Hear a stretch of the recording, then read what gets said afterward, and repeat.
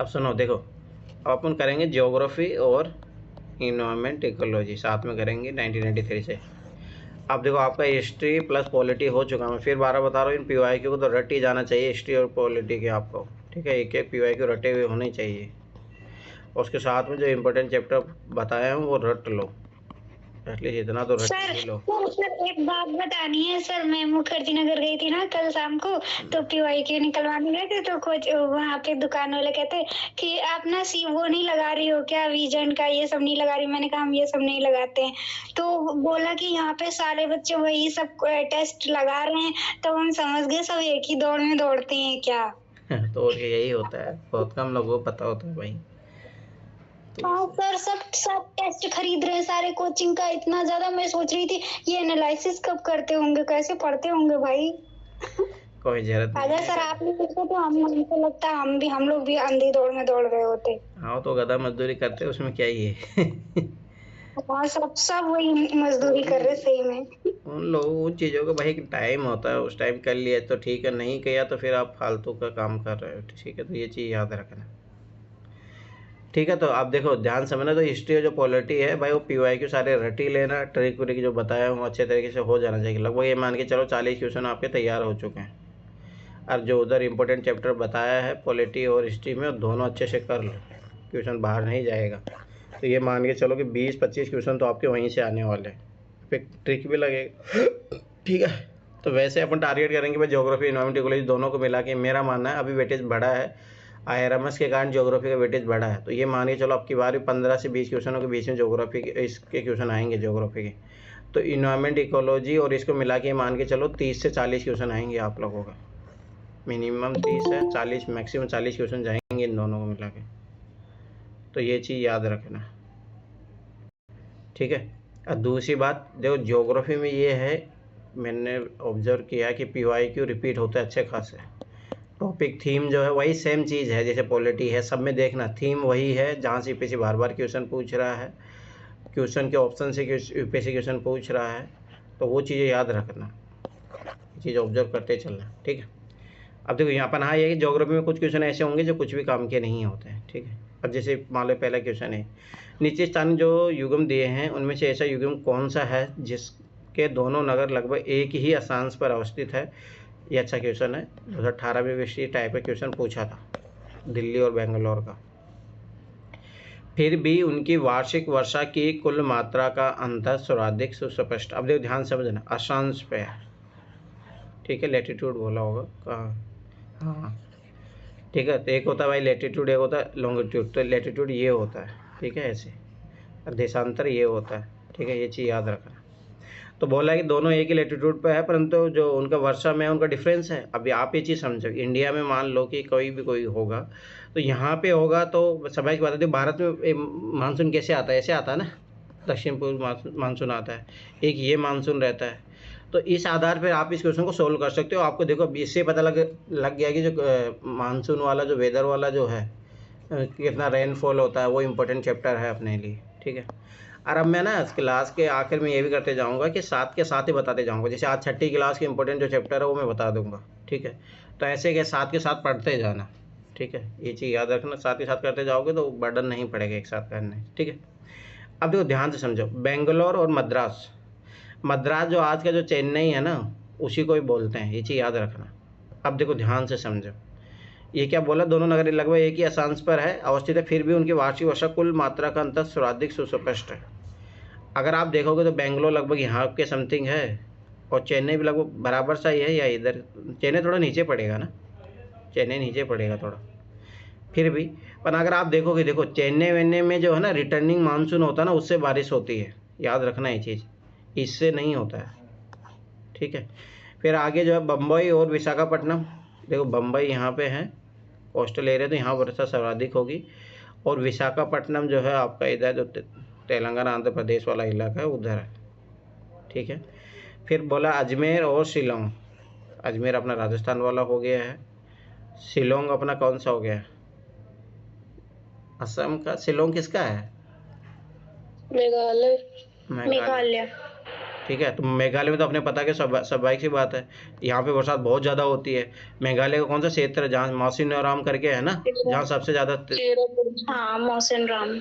हाँ, तो ये चीज़ अब देखो, समय बता अजमेर में तो अपने पता है कि बहुत कम बरसात होती है। हाँ, ये पता लग गया कि इनमें बहुत ज़्यादा डिफरेंस है। इनमें देखोगे तो सब ज़्यादा इतना वो फ़र्क नहीं पड़ता है। तो ये आंसर होगा इसका। ठीक है, बहुत अच्छा क्वेश्चन है ये।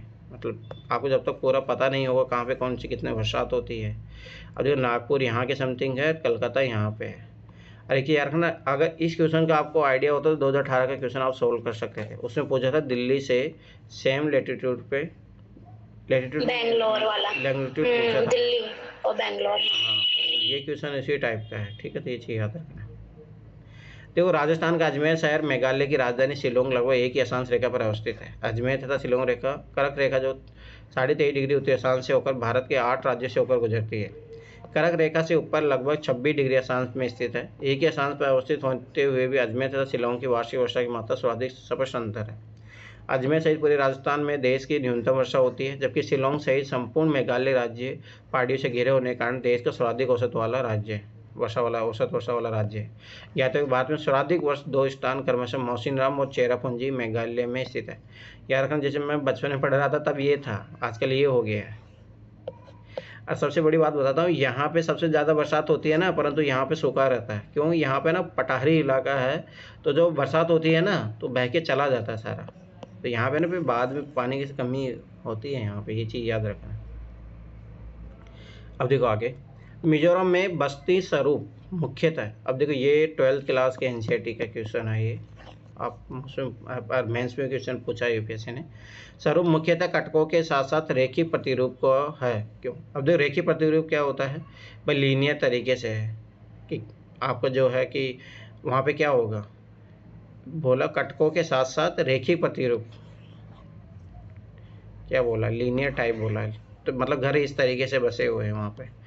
देखो, मिजोरम हो गया, ये सब पहाड़ी इलाका है, जनजातीय इलाका है। ठीक है, पहाड़ियाँ बहुत ज़्यादा है यहाँ पे, तो स्वाभाविक सी बात अगर पाया भी जाएगा तो पहाड़ों को ऊंचे स्थानों को उधर पाया जाएगा। ठीक है, तो ये चीज़ याद रखना। तो इसमें भाई कटकों के शिखरों पर पहुँचना सरल है, कटक घाटी का पेशा ठंडे हैं, कटक घाटियों में सघन वन है। घाटी मतलब क्यों, मतलब कारण पूछ रहा है भाई क्यों ऐसा होता है। तो घाटियाँ जो है कटकों की अपेक्षा ठंडी है। तो ये क्या बोला, कटकों के साथ साथ रेखीय प्रतिरूप है। ये देखना है इसका कारण क्या है। भारत में पूर्वोत्तर स्थित मिजोरम में बस्ती स्वरूप जो मुख्य रूप से कटकों के साथ साथ रेखीय प्रतिरूप है, क्योंकि मिजोरम की घाटियाँ यहाँ के कटकों की अपेक्षा अधिक ठंडी है। कटक क्या होंगे? एजेस, एजेस लिखा है, क्या लिखा है, रिजेस। ठीक है, ये तो ऐसा ऐसे क्वेश्चन बन, ठीक है, ये क्वेश्चन भी ये एनसीईआरटी से डायरेक्ट है। ठीक है, प्राचीन बात है, भौगोलिक मान्यता के अनुसार भारतवर्ष किस द्वीप का खंड है? जम्बू द्वीप। ये आपको खूब सुना होगा, रील आजकल खूब सुना होगा इसके बारे में। उत्तर में हिमालय से लेकर दक्षिण में समुद्र तक फैले हुए भारतीय उपमहाद्वीप को विविध नामों से जाना जाता है। बौद्ध ग्रंथों में भारत को जम्बू द्वीप कहा गया है, जहाँ ईसा पूर्व 3वीं शताब्दी के महान मौर्य वंश का शासन था। उल्लेखनीय कि यूनानियों ने भारतवर्ष के लिए इंडिया शब्द का प्रयोग किया है, जबकि अनुश्रुति में राजा भरत के नाम पर इसे भारतवर्ष कहा गया है। तो अभी इंडिया और भारत का जो डिबेट चल रहा था, हो सकता है क्वेश्चन पूछ ले, यहाँ से पूछ ले, भारतवर्ष किसके नाम पे पड़ा है? तो राजा भरत के नाम पे पड़ा है। किसने बोला था? अनुश्रुति में कहाँ लिखा है मतलब? ठीक है, यूनानियों ने बोला था भारत को इंडिका।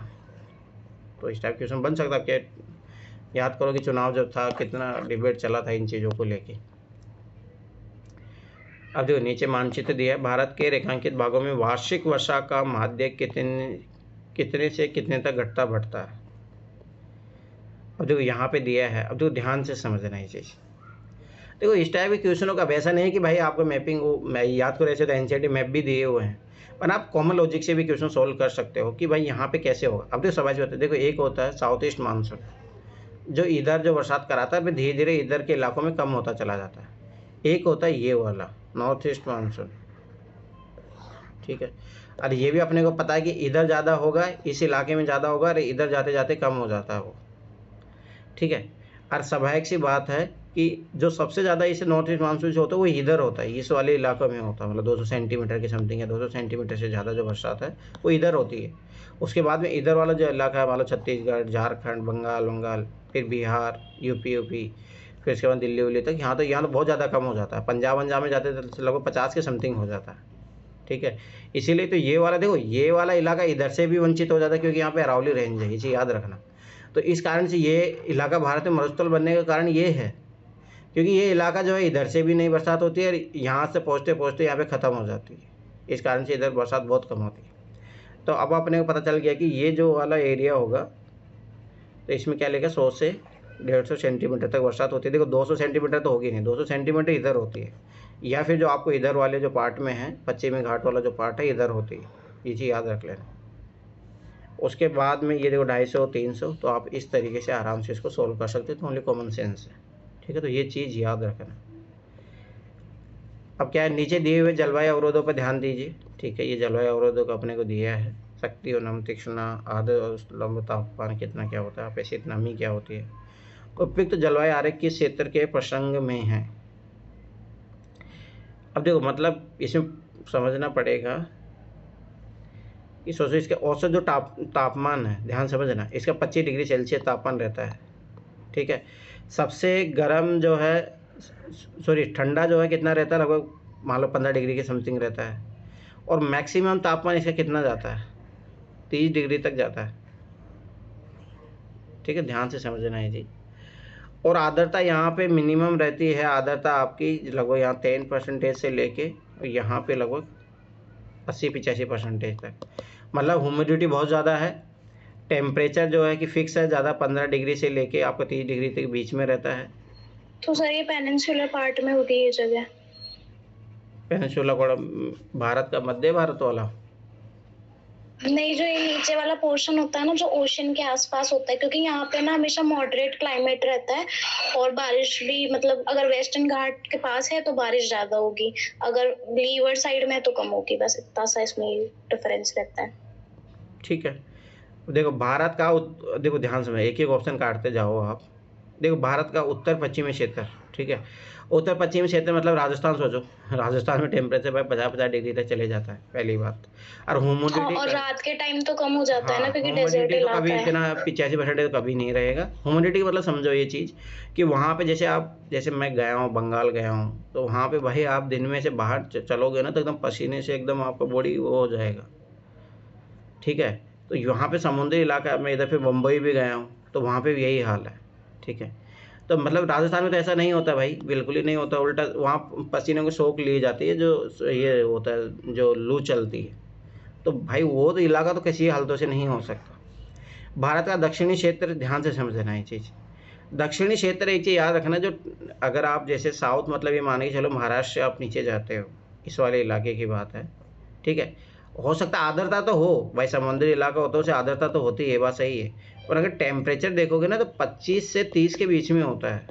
मतलब 20 से वेरी करके मतलब 30 तक, इतना मतलब ज़्यादा वहाँ पे जो तापमान परिसर होता है ना, रेंज होती है ना, बहुत कम होता है उसमें, 5 डिग्री के समथिंग ऐसे अंतर होता है वो, ठीक है।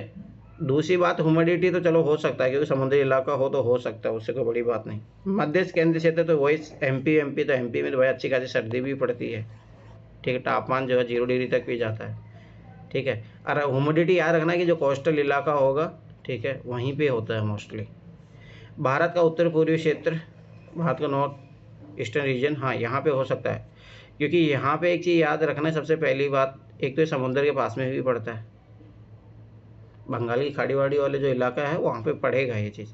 देखो होता तो इन दोनों में से आंसर होता है, डी है तो पर इसने सर है ना ह्यूमिडिटी ज्यादा दे दी। सदर्न साइड में इतनी ह्यूमिडिटी नहीं होती, 100% पे तो हमेशा बारिश रहती है ना। अगर 100% ह्यूमिडिटी होगी तो बारिश होगी, तो 85 तो बहुत पास में है ना 100 के।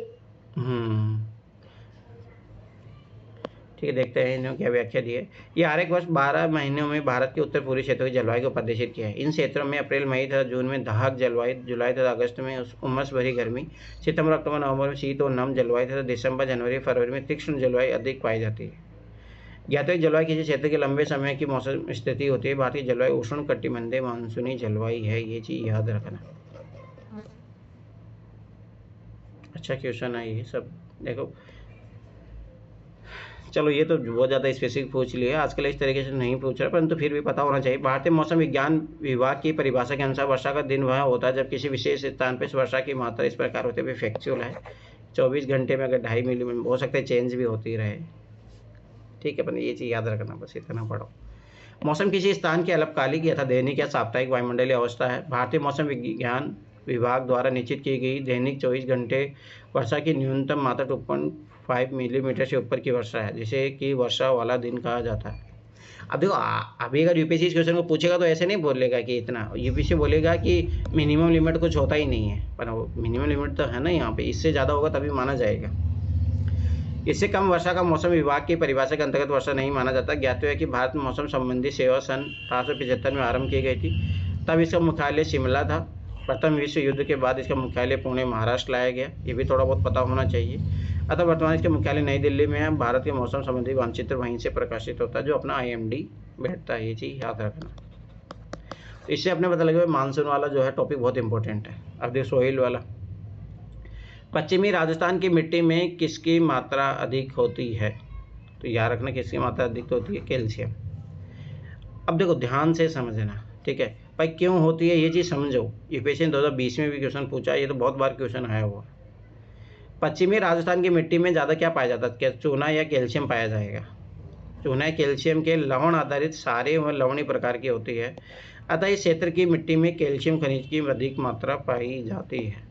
अब ये चीज़ याद रखना भाई, कैल्शियम कौन सी फसल के लिए अच्छा होता है, तो वहाँ पे वो फसल बहुत अच्छी होगी। तो ये चीज़ आगे और भी क्वेश्चन पूछेगा इस टाइप पे, याद रखना है चीज़। दूसरी बात याद रखना कि मिट्टी के लिए एक होता है NPK रेशियो। भारत की मिट्टियों में है ना, इसका असंतुलन बहुत ज़्यादा होता है। इसी के लिए पे सरकार ने जो सॉइल हेल्थ कार्ड प्रोग्राम चलाया था, ठीक है, तो ये चीज़ याद रखना, इस टाइप की जो चीज़ें हैं। अब ये भी बहुत इंपॉर्टेंट है, नेवेली ताप विद्युत संयंत्र का भरण किससे करते हैं? ठीक है, तो याद रखना तथ्य कोयला है, टर्शरी कोयला। नेवेली ताप विद्युत संयंत्र कहाँ पे बताओ?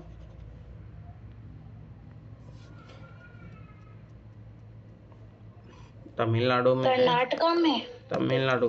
अरे यार रखना, जो महाराष्ट्र में है, ये लगभग 7-8 हैं, ये पता होने चाहिए। ताप विद्युत संयंत्र, थर्मल पावर प्लांट। अरे याद रखना, यूपीएससी हमेशा क्वेश्चन पूछती है यहाँ से। जैसे आपकी याद 2024 में पूछा कि भाई SOX को सबसे ज़्यादा कहाँ से वो होता है, तो ये चीज़ याद रखना। दक्षिण भारतीय राज्य तमिलनाडु में स्थित कोयला आधारित नेवेली ताप विद्युत संयंत्र नेवेली में सर्वाधिक पाए जाने वाले प्रत्येक श्रेणी के कोयले भूरा कोयले पर आधारित। अब देखो याद रखना, जो 2024 के क्वेश्चन है, इसके क्वेश्चन के बिहाफ पे आप कर सकते हो। थर्मल पावर प्लांट है, कोयले का यूज हो रहा है, तो जीवाश्म ईंधन पे आधारित होगा। जीवाश्म ईंधन पे जो भी आधारित होते हैं थर्मल पावर प्लांट, वहाँ याद रखना जब भी कोयला जलाया जाएगा तो SOX और NOx जरूर निकलेगा। ये जो है एसिड रेन के लिए भी जिम्मेदार होते हैं। बस यही कॉमन सेंस लगा रहा था। और यूपीएससी फेवरेट है थर्मल पावर प्लांट। यूपीएससी यहाँ से हर बार क्वेश्चन पूछता है। सर इसका फ्लाई ऐश का भी क्वेश्चन आया था। हाँ वही ना, तो बहुत क्वेश्चन आए हुए हैं। ज्ञात है कि भारत में टर्शियरी युग, तृतीय युग के अधुनितन युग के सेलों में लिग्नाइट कोयला पाया जाता है। तृतीय कोयला सबसे अधिक तमिलनाडु में नेवेली में पाया जाता है। इस लिग्नाइट कोयले की प्रचुर मात्रा में उपलब्धता के कारण यहाँ पर ताप विद्युत संयंत्र की स्थापना की गई। ध्यान है कि देश का 98% कोयला प्राचीन गोंडवाना सेलों में,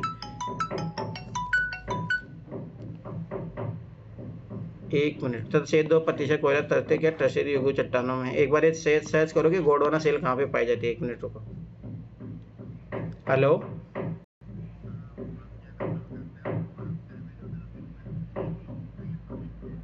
अच्छा तो फिर वो कब तक करेगा दोबारा?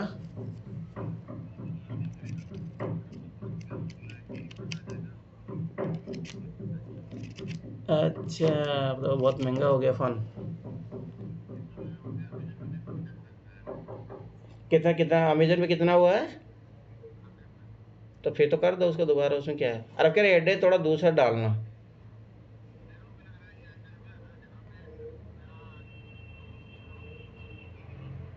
हाँ हाँ हाँ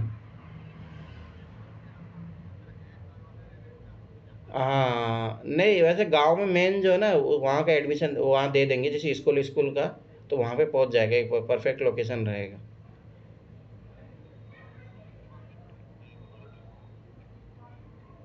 ठीक ठीक ठीक ठीक ठीक ठीक, बाय।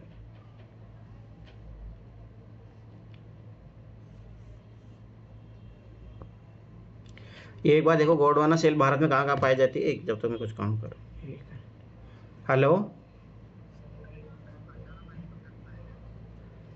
इनकम टैक्स में आवा है, ऐसे दोस्त भी है।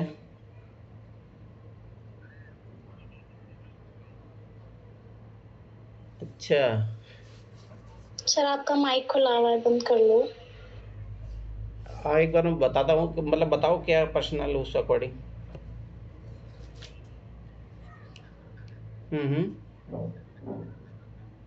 अच्छा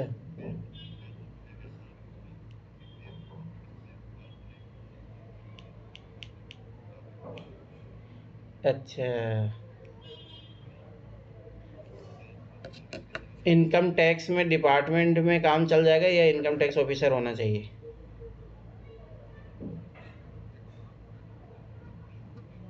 हाँ हाँ,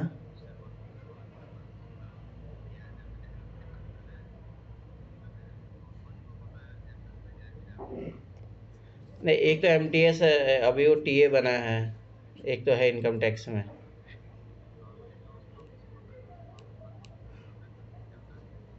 अच्छा तो अपने को पैन कार्ड के थ्रू पता लगाना है उसकी इनकम इनकम है।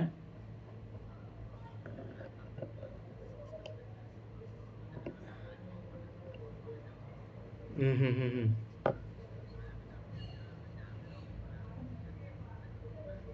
हम्म,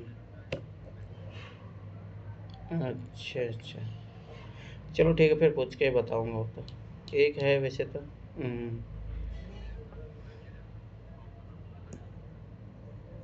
26? नहीं, ये तो मैं पहली बार सुन रहा हूँ ऐसा कुछ।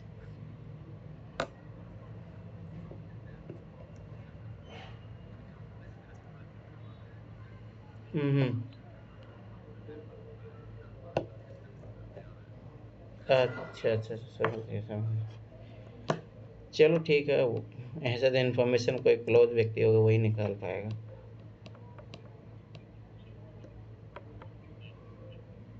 ठीक ठीक ठीक ठीक, चलो ठीक, बताता हूँ। आप बताओ गोंडवाना सेल कहाँ पाई जाती है? दामोदर वैली, कृष्णा वैली, गोदावरी और नर्मदा। अच्छा, उसको गोंडवाना सेल। अच्छा, तो याद रखना वहाँ पे कोयला पाया जाता है, ये चीज़ याद रखना, जहाँ पे गोंडवाना सेल है वहाँ कोयला ज़रूर पाया जाएगा। ठीक है, जैसे यूपीएससी ने एक बार क्वेश्चन भी पूछा था कि सीएनजी वीएनजी जो गैस है ये कहाँ पे पाई जाती है, तो ये यूपीएससी फेवरेट क्वेश्चन है। चलो ठीक है, आगे देखो। हमारी जानकारी की वर्तमान स्थिति और संसाधन परिस्थिति को देखते हुए भारत निम्नलिखित में से किस 30 वर्ष तक आत्मनिर्भर रहेगा? किसमें 30 वर्षों तक आत्मनिर्भर बने? भाई कोयला है, कोयला भारत में खूब पाया जाता है, ये चीज़ याद रखना। तांबा वांबा, पेट्रोलियम, पेट्रोलियम तो ऐसे इंपोर्ट करते हैं। टिन विन ये सब जो है अपने को, इनकी तो कमी है, ये चीज़ याद रखना। पर्सनल काल के दौरान भूविज्ञान द्वारा ऐसा प्रतीत हुआ कि भारत और सर अब कोकिंग कोल तो अपन इम्पोर्ट करने लग अरे गए इंपोर्ट ना। करने का कारण वो नहीं है, इंपोर्ट करने के कारण भारत में टेक्नोलॉजी नहीं है, ये चीज़ याद रखना अच्छी वाली। अच्छा, हाँ, किंतु वर्तमान परिस्थिति के अनुसार भारत का विश्व में कोयला भंडारण में 5वां स्थान है, किंतु भारत में पाए जाने वाले कोयले में राख की अधिकांश मात्रा समाहित होती है, ये चीज़ याद रखना। 2020 का क्वेश्चन है। इसी वजह से भारत को तापीय ऊर्जा उत्पादन हेतु कोयले की आयात पर निर्भर रहना पड़ता है, ये है कारण, राख ज़्यादा है। ठीक है, और जो भारत की जो टेक्नोलॉजी है वो भी सही नहीं है, ये चीज़ याद रखना। तो याद रखना भारत के पास ज़्यादा उसका है। यद्यपि सामान्यतः प्लूटो सबसे दूरस्थ ग्रह है, पर उसका परिभ्रमण पथ बहुत ही दीर्घवृत्तीय है, जो किसी अन्य ग्रह को पथ को काटता है। परिणामतः 1979 से आरंभ हुए 20 वर्ष की अवधि में प्लूटो सबसे दूरस्थ नहीं है, तो कौन सबसे दूरस्थ है? ये छठी क्लास का पहला चैप्टर करोगे आपको वहीं से इक्वेशन सॉल्व हो जाएगा। नेपच्यून है, ये चीज़ याद रखना। सौर मंडल के 9वें तथा सबसे छोटे ग्रह, याद रखना 9वीं को शायद हटा दिया ना अब। जी सर, हटा दिया है 2006 से। हाँ, यहाँ दिया होगा आगे। ठीक है, 9 तथा सबसे छोटे ग्रह प्लूटो, यम या कुबेर की खोज 1930 ईस्वी में क्लाउड टॉमिक ने की थी, ये कोई जरूरी नहीं है किसको। प्लूटो का परिभ्रमण परिपथ दीर्घवर्ती तथा वरुण नेपच्यून की कक्षा को काटता है, इस कारण कभी प्लूटो तो कभी वरुण सूर्य सबसे दूरस्थ स्थिति में होते हैं। सन 1979 से 1999 तक अर्थात कुल 20 वर्ष तक वरुण या नेपच्यून सूर्य से अधिकतम दूरी पर था, परंतु सन 1999 के पश्चात प्लूटो पुनः सूर्य से सबसे दूरस्थ स्थिति में हो गया है। अब प्लूटो के सूर्य से सबसे दूरस्थ रहने की स्थिति आगामी 228 वर्षों तक बनी रहेगी। प्लूटो का एक उपग्रह है चौरोन। ज्ञात है कि 24 अगस्त सन 2006 को चेक गणराज्य के प्राग शहर में अंतर्राष्ट्रीय खगोलीय संगठन के 75 देशों खगोलवादियों ने ये घोषणा की प्लूटो सौरमंडल का ग्रह नहीं है। तो ये चीज़ याद रखना, अब नहीं है प्लूटो। अतः अब सौरमंडल कुल 8 ग्रह ही होंगे। अब ये बौने ग्रह की श्रेणी में रखा गया है तथा सौरमंडल का सबसे छोटा ग्रह बुध है। अब ये चीज़ याद रखना, नया फैक्ट है। अब देखो ये क्वेश्चन उधर जाके कितनी बार पूछा गया 2011 से, अगर आप देखोगे। जब समताप मंडल में ओजोन का अपक्षय होता है, याद रखना पहली बात, समताप मंडल में ओजोन पाई जाती है। ये चीज़ याद रखना बहुत, इसी स्टेटमेंट से आपके बहुत सारे क्वेश्चन सही हो जाएंगे। तो पृथ्वी के धरातल पर पुरावर्तित विकिरण की तरंग दैर्ध्य कितनी होती है? अब ये फैक्ट है, परंतु ये चीज़ याद रखना, ठीक है। अब ये कोई मतलब नहीं है, बस इतना याद रखना कि कहाँ पे पाए जाते हैं।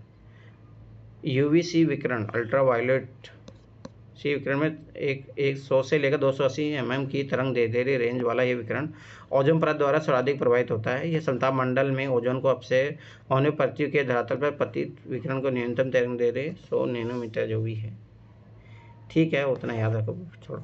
पर वो चीज़ याद रखना जो मैंने बताया। खग्रास मतलब पूर्ण सूर्य ग्रहण केवल सीमित भू क्षेत्र में ही दिखाई पड़ता है, क्योंकि अब ये अच्छा क्वेश्चन है। सूर्य ग्रहण, चंद्र ग्रहण, ठीक है, ज्वार भाटा, ये सब सारी चीज़ें याद रखना इंपॉर्टेंट है।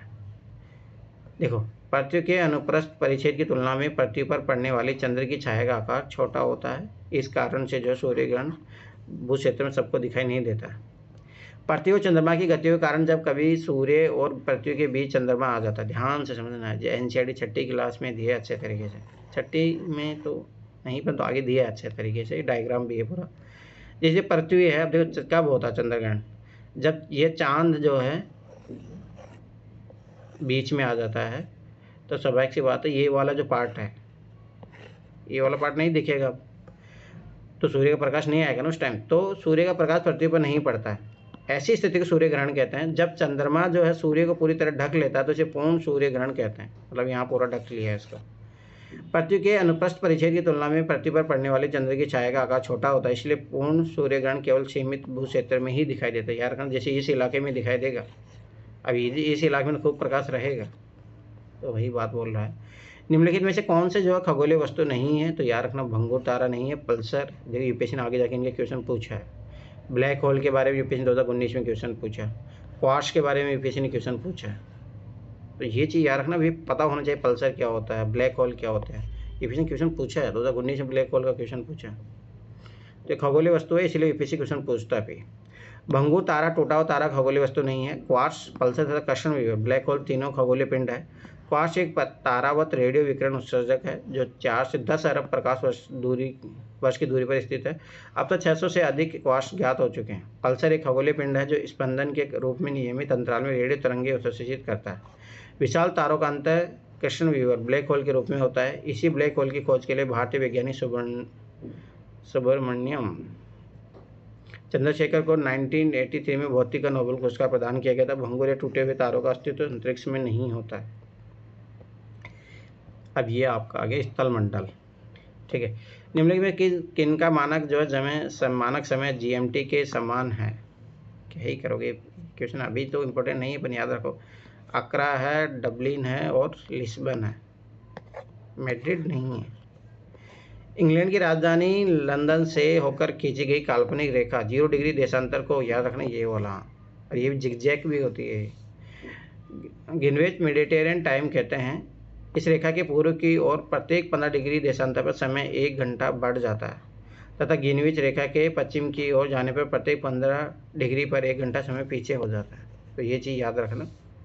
जब लंदन के ग्रीनविच टाइम में मध्य के 12 बजे होते हैं, तब अक्रा और डबलिन आयरलैंड की राजधानी है में भी समान देशांतर में स्थित होने के कारण दोपहर का 12 ही बजता है। परंतु मैड्रिड स्पेन की राजधानी है तथा लिस्बन जो है पुर्तगाल की राजधानी है में 0 डिग्री देशांतर के पश्चिम में 15 डिग्री देशांतर पर स्थित होने के कारण दिन के 1 बजते हैं। इस प्रकार प्रश्न में दिए गए विकल्प कोई विकल्प एकदम से सही नहीं, फिर भी विकल्प सी को कहीं नहीं एकदम सही उत्तर माना जा सकता है। यही करें, छोड़ा। पर याद रखना कि ये चीज़ थोड़ा बेसिक कॉन्सेप्ट है, ये पता होना चाहिए। कल्चर मोती के उत्पादन के देश का महत्वपूर्ण कुटीर उद्योग है, तो वो जापान का है। समझ पाए तो समुद्री इलाका किसके पास है? जापान पूरा टापू वाला है। न्यूजीलैंड ठीक है। कल्चर मोती उत्पादन का तकनीक आविष्कार जापान में मिनी मोतो कोकोची ने किया था। तत्पश्चात जापान कल्चर मोती उत्पादन वहाँ के महत्वपूर्ण कुटीर उद्योग हो गया है। रुको, और आजकल याद रखना कि वर्ल्ड ज्योग्राफी से ओनली है ना यूपीएससी मैप के क्वेश्चन पूछता है, ठीक है। तो इस टाइप के क्वेश्चन तो अभी नहीं पूछ रहा है। उद्योग पहले था उस जमाने में, अब नहीं पूछता, ये चीज़ याद रखना। अब देखो ये कंट्री का नाम पूछ रहा है अपने को, अब ये तो पता होना चाहिए, ठीक है। अब देखो ये वाला इलाका देखो साउथ अफ्रीका के जस्ट पास में कौन सा है। और देखो ना एक चीज़ देखना, ये सारे के सारे जो चीज़ें अभी भी यूपीएससी पूछ रहा है। लीबिया के बारे में यूपीएससी ने क्वेश्चन पूछा, सोमालिया ये वाला इलाका, ये है सोमालिया। नाइजीरिया नामीबिया कौन सा होगा। लीबिया ये होगा, ये कौन सा होगा बताओ, इसमें कौन कौन सा इलाका कहाँ पे है। सर जो फर्स्ट वाला दिख रहा है ना 1 नंबर का, ये लीबिया है। हाँ ये लीबिया है, ये सोमालिया है जो आपने गोला बनाया हुआ है ना। और ये जो है 3 नंबर नाइजीरिया है, और ये वाला जो पास वाला है ना, ये नामीबिया और साउथ अफ्रीका है। ये वाला साउथ अफ्रीका होगा। ये मेडागास्कर होगा आपका, मेडागास्कर ये होगा। मेडागास्कर ये मोजाम्बिक ही है जो आपने बोला। ठीक है। तो ये यार देखो अब अफ्रीका के ये पार्ट आज भी इम्पोर्टेंट है, यहाँ पे हमेशा चर्चा में रहता है ये, ठीक है। लीबिया की राजधानी ट्रिपोली है, सोमालिया की राजधानी मोगादिशु है, नाइजीरिया की अबूजा है, नामीबिया की विंडकाक है। छोड़ो, अभी देखो घरों के जो प्रतिरूप पाए गए उनमें से कौन सा प्रतिरूप पिग्मियों के। और सर अभी नामीबिया ना इम्पोर्टेंट इसलिए है क्योंकि इन लोगों ने 700 कुछ एनिमल्स को मार दिया बिकॉज वो ह्यूमन एनिमल कन्फ्लिक्ट में कि खाना किसको दें, क्योंकि वहाँ पे बहुत ज्यादा भुखमरी हो रही है। अच्छा। और फिर है ना अनंत अंबानी ने शायद 83 एलिफेंट यहाँ मंगवाए हैं कि नहीं इनको मारो मत, मैं रख लूंगा इनको, शायद कुछ ऐसा न्यूज में था।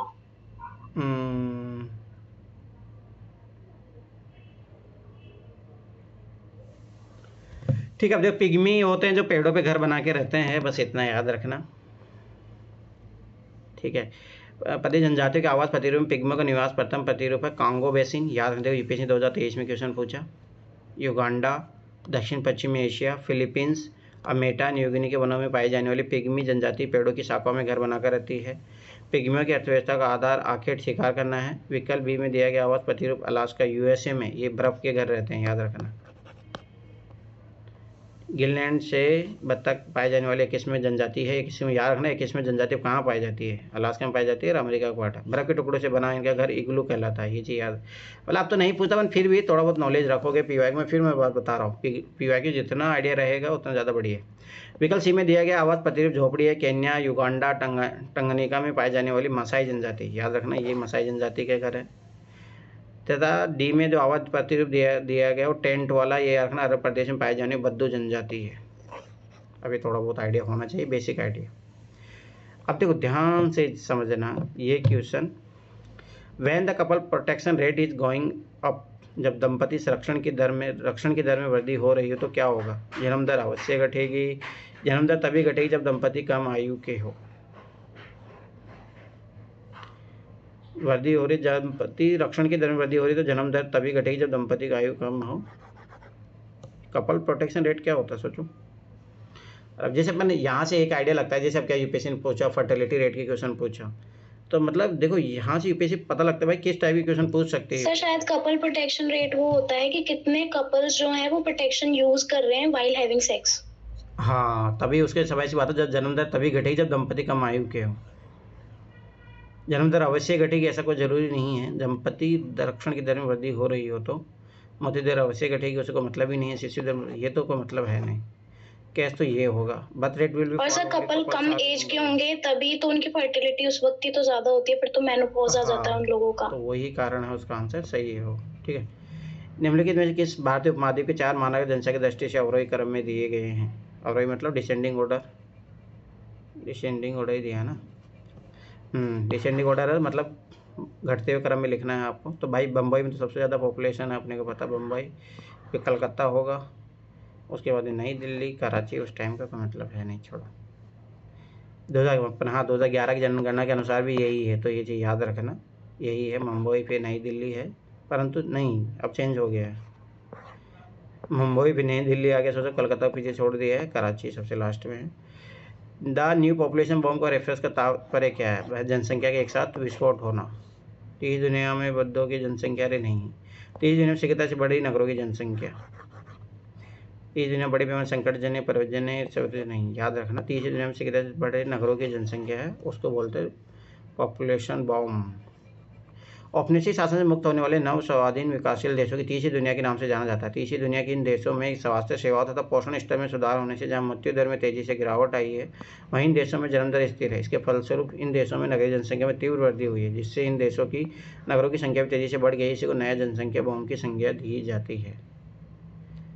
चलो हो गया है, इनामिटिकली देख लेते हैं। एक आध क्वेश्चन आता था उस टाइम, इतना ज़्यादा नहीं याद रखना। जैसे फॉरेस्ट सर्विस को जब से जोड़ा गया ना, तब से क्वेश्चन आए हैं, पहले नहीं आते थे इनामिक इकोलॉजी के, तो ये चीज़ याद रखना।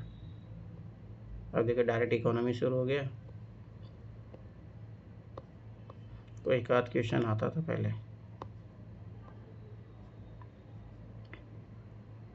ये विज्ञान है, विज्ञान का पहले अच्छा खासा वेटेज था, बेसिक साइंस का बहुत ज़्यादा, आजकल टेक्नोलॉजी वाला ज़्यादा हो गया।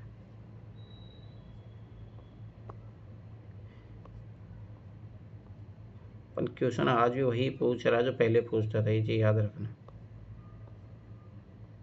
ठीक है, पर्यावरण परिस्थिति का ये है एग्जाम्पल, ये क्वेश्चन। विश्व के जैविक विविधता का सर्वोत्तम अनुमान निम्नलिखित किससे मिलता है? देखो बायोडाइवर्सिटी बहुत इंपॉर्टेंट टॉपिक रहा है, बायोलॉजिकल डाइवर्सिटी इस टाइप का, ये चीज़ याद रखना। तो इसमें क्या आंसर है भाई? सी। जो लगभग 3 करोड़ जातियाँ जीवित है उनमें से, नहीं सी है ना उसका आंसर।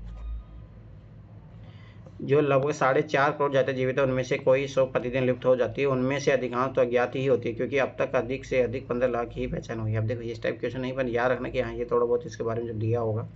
किसी प्राकृतिक प्रदेश में पाए जाने वाले जीव जंतुओं एवं प्राणियों की प्रजातियों की बहुलता को जैव विविधता कहते हैं। तो ये बहुत अच्छा है, आगे बहुत बार क्वेश्चन पूछा है। सौरमंडल में जैव विविधता की प्रकृति अत्यंत जटिल तथा विषम है। संसार में लगभग 4.5 करोड़ जीवित जातियाँ पाई जाती है, जिनमें से करीब 100 प्रतिदिन लुप्त हो जाती है तथा उनमें से अधिकांश अज्ञात होती है। अब तक लगभग 15 लाख प्रजाति की पहचान की जा चुकी है। जैव विविधता के 3 स्तर पाए जाते हैं, आनुवांशिक विविधता, प्रजाति विविधता होती है और पारिस्थितिक विविधता होती है। ये चीज़ याद रखना। इसी के आधार पर जैसे अल्फा, बीटा और गामा होता है ना, इसके आधार पर वर्गीकरण किया जाता है आनुवांशिक विविधता को। अब देखो यूपीएससी कैसे कोरिलेट करके क्वेश्चन पूछते हैं। अब यूपीएससी ने 2023 में पूछा है इसको इकोनॉमी के में, शेयर मार्केट से रिलेटेड, इसी को भाई अल्फा बीटा गामा क्या है। तो वहाँ पे जब याद रखो कि भाई ये विविधता को नापता है, तो वहाँ पे वही जो शेयर मार्केट होता है उसकी जो है विचलन को उसको रिप्रेजेंट करता है। जैव विविधता का अत्यधिक खतरा किससे है भाई? स्वाभाविक सी बात है, किससे होगा? प्राकृतिक निवास भूमि और वनस्पतियों को विनाश और झूम खेती से। ये चीज़ याद रखना, ये अभी भी डायरेक्ट पूछेगा यूपीएससी क्वेश्चन। मानव तथा पर्यावरण दोनों के अस्तित्व के लिए जैव विविधता को सुरक्षित रखना नितांत आवश्यक है। यद्यपि जैव विविधता का शरण एक प्राकृतिक प्रक्रिया है, लेकिन इस शरण को प्रकृति स्वयं समायोजित कर लेती है। किंतु वर्तमान जैव विविधता के शरण का संकट मानवीय हस्तक्षेप के कारण है, ये सबसे बड़ा कारण है। विविध जीवों के प्राकृतिक आवासों को विनाश, प्राकृतिक वनस्पति का विन्यास तथा आदिवासियों द्वारा की जा रही स्थानांतरित या झूमकशी आगे यूपीएससी ने फिर पूछा क्वेश्चन। वन्य जीवों को अवैध शिकार तथा जैव विविधता को नष्ट करने वाली मानवीय क्रिया जैव विविधता को अत्यधिक हानि पहुंचाती है। देखो झूमकशी में क्या होता है, मोस्टली जहाँ ट्राइबल इलाका है वहाँ पे पाया जाता है, दूसरी बात जंगल होंगे वहाँ पाया जाएगा। तो जंगल होगा तो समझ बात है उनके पास एग्रीकल्चर लैंड की कमी होगी। अब एग्रीकल्चर लैंड की कमी होगी तो समझ बात है एग्रीकल्चर लैंड बनाएंगे ना, तो क्या करेंगे, जंगलों को काटेंगे, उनको जला देंगे। ठीक है, जला देंगे, उससे क्या राख होती है ना, उससे वो जो एनपीके जो रेशियो होता है, याद रखना हमेशा, वो अच्छा हो जाता है, उससे क्या है प्रोडक्शन बढ़ जाता है। तो यहाँ पे 8-10 साल खेती करेंगे, फिर उसके बाद में फिर ये बंजर हो जाती है, क्योंकि जितना न्यूट्रिएंट्स था उसका यूज़ कर लिया इन्होंने। फिर आगे बढ़ते हैं, वही सेम चीज़ करते हैं, जलाते हैं। ठीक है, अब देखो इसको यहाँ पे कुछ टाइम के लिए छोड़ दिया जाएगा, जैसे 8 साल यहाँ पे काम करेंगे तो यहाँ 8 साल छोड़ देंगे, तब तक वापस से पेड़ उग जाएंगे, तो फिर वापस से आ जाते थे। तो ये चीज़ याद रखना, इसीलिए वो बायोडाइवर्सिटी के लिए सबसे ज़्यादा खतरा भी रहता है, ये चीज़ याद रखना। इसलिए बहुत बाहर यूपीएससी ने क्वेश्चन पूछा, बहुत बाहर यूपीएससी ने। देखो कैसे यूपीएससी क्वेश्चन पूछते, देखो ध्यान से समझना। 64 योगिनी मंदिर 2021 का क्वेश्चन, कंदरे महादेव का मंदिर पूछा यूपीएससी ने। तो ऐसे मैं फिर बता रहा हूँ, सारे क्वेश्चन करना है, ये बहुत इंपॉर्टेंट है। यहाँ से अपने को जो काम की चीज़ें ना सारी उठानी है, तब जाके उधर आराम से बहुत हेल्प मिलेगी आपको। मतलब ये है कि बहुत कम क्वेश्चन होंगे जो आपको लगेगा कि बिल्कुल ही पढ़े हुए नहीं हैं हमारे, ये चीज़ याद रखना। चलो ठीक है, नीचे देखिए भारतीय मानचित्र पर विचार कीजिए, चित्र में दर्शाया गया है, ध्यान से देखो, यहाँ से लगभग कोई ऐसे करके दिखाया गया, ये पूरा यहाँ तक जा रहा है केरल तक। तो याद रखना कि अखिल भारतीय जल विभाजक रेखा है, ऑल इंडिया वाटर डिवाइड। अब देखो ये वाला जो शुष्क इलाका है किस तरीके से दर्शाया गया इसको। प्रश्न में प्रस्तुत भारत के मानचित्र प्रदर्शित की गई रेखा अखिल भारतीय जल विभाजन की इंगित कर रही है। उल्लेखनीय है कि भिन्न अपवाह तंत्र में बहने वाली नदियों के शीर्ष भागों को पृथक करने वाली सीमा को जल विभाजक कहा जाता है। भारत में हरियाणा के अम्बाला शहर को मुख्य जल विभाजक माना जाता है, क्योंकि इसके पश्चिम की नदियाँ पश्चिम की ओर तथा इसके पूर्व की नदियाँ पूर्व की ओर प्रवाहित होती है। नर्मदा ताप्ती नदियों का उद्गम स्थल मध्य भारत में होने के बावजूद जल विभाजक रेखा के पश्चिमी में होने से नदियाँ पश्चिम की ओर बहती है, जबकि पश्चिमी घाट से निर्गमित जो नदियाँ जल विभाजक रेखा के पश्चिम में है वे पश्चिम की ओर तथा रेखा के पूर्व की ओर प्रवाहित होती है। उसे दिखाया, देखो चंबल घाटी के खड्डों के निर्माण का कारण निम्नलिखित में से किस प्रारूप का अपरदन है। अवनालिका है, याद रखना वहाँ पे। अभी तो ये अच्छा क्वेश्चन है, चंबल नदी के बारे में क्वेश्चन पहले भी क्वेश्चन, तो उधर बहुत क्वेश्चन पूछा, तो ये पूछ रहा कौन से कारण जो वहाँ भीड़ बनते हैं, याद रखना।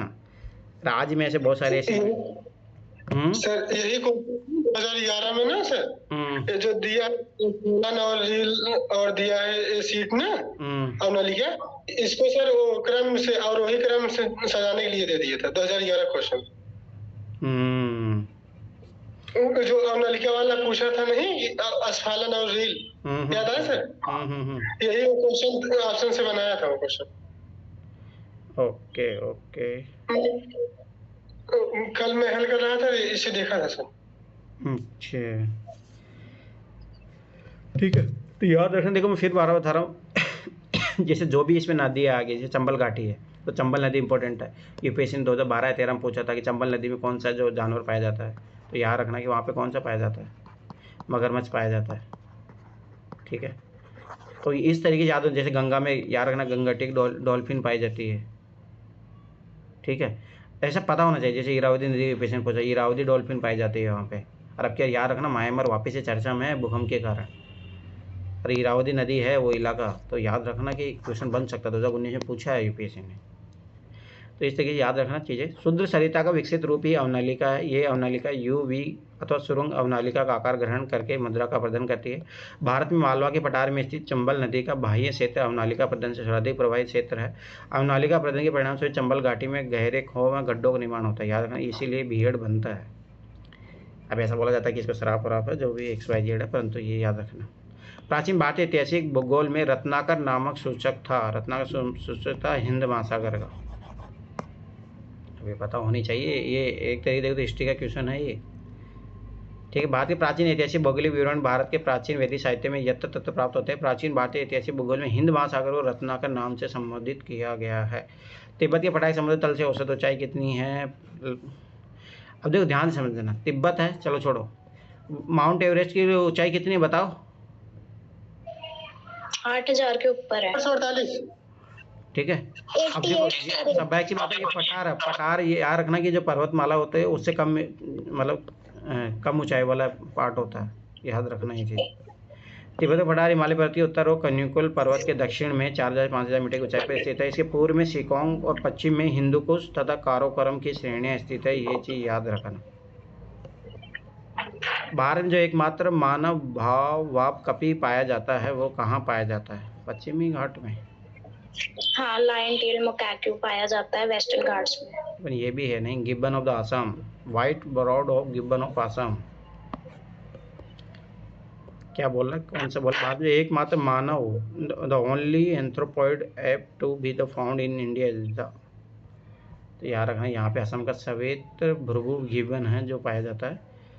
19 में नहीं माना। जैसे जियो के निचले जबड़े तथा ताल्लुक की भारत पहुंची लगभग 140 लाख वर्ष पूर्व केन्या अफ्रीका में निवास करने वाले मानव भाव कपी एक होमिनियड प्राइमेट श्वेता भृगु गिब्बन था। ये भारत में पाए जाने वाले एकमात्र मानव भाव कपी है, याद रखना ये चीज़। अब ये ऐसी चीज़ें एक बार पढ़ लो बस, थोड़ा बहुत माइंड में ज़रूर रखना। जैसे याद रखना औरंगटान है ना, औरंगटान में क्वेश्चन पूछा है, अभी मैं दिखाऊंगा इधर। तो ये पेज ने ऐसे नहीं पूछा उसको 2023 में, भाई पूछा उसने ऑलरेडी। हिमालय 2006 या 7 में देखना, वहाँ पे पूछा यूपीएससी ने ओरंगुटान के बारे में, ठीक है। हिमालय की रचना समांतर वलय श्रेणी में हुई है, तो ये चीज़ याद रखना, फोल्डेड श्रेणी है। तो जिसमें से प्राचीनतम श्रेणी कौन सी है, तो याद रखना वृद्ध Himalaya, the great Himalaya range है जो सबसे प्राचीन है। अब ये पता होनी चाहिए। ये म्यूट करो, किसकी तरफ से होना। हिमालय पृथ्वी की आंतरिक शक्तियों से धरातल की चट्टानों के मुड़ जाने से निर्मित वलित पर्वत है। हिमालय प्राचीन तैतीस सागर के विशाल भूधोणी में वलन पड़ने के कारण निर्मित हुआ, जिसकी विभिन्न श्रेणियां विकास भिन्न भिन्न कालों में हुआ था। तो हिमालय की सबसे प्राचीनतम पर्वत श्रेणी वृहत हिमालय श्रेणी है, जबकि निम्न हिमालय, धौलाधर, शिवालिक हिमालय पर्वतीय काल में निर्मित श्रेणी है। इनमें से शिवालिक श्रेणी हिमालय की सबसे नवीनतम श्रेणी है। याद रखना, शिवालिक सबसे नया है और ये वाला जो है सबसे पुराना है, वृहत हिमालय श्रेणी। एक बार है ना सर्च करो और ये बताओ फोल्डेड माउंटेन कौन कौन सी है पूरे विश्व में। जैसे यूपीएससी 2024 में क्वेश्चन पूछ लिया था और मेंस में भी पूछा हुआ, एक बार बताओ फटाफट, फोल्डेड माउंटेन कौन कौन सी है।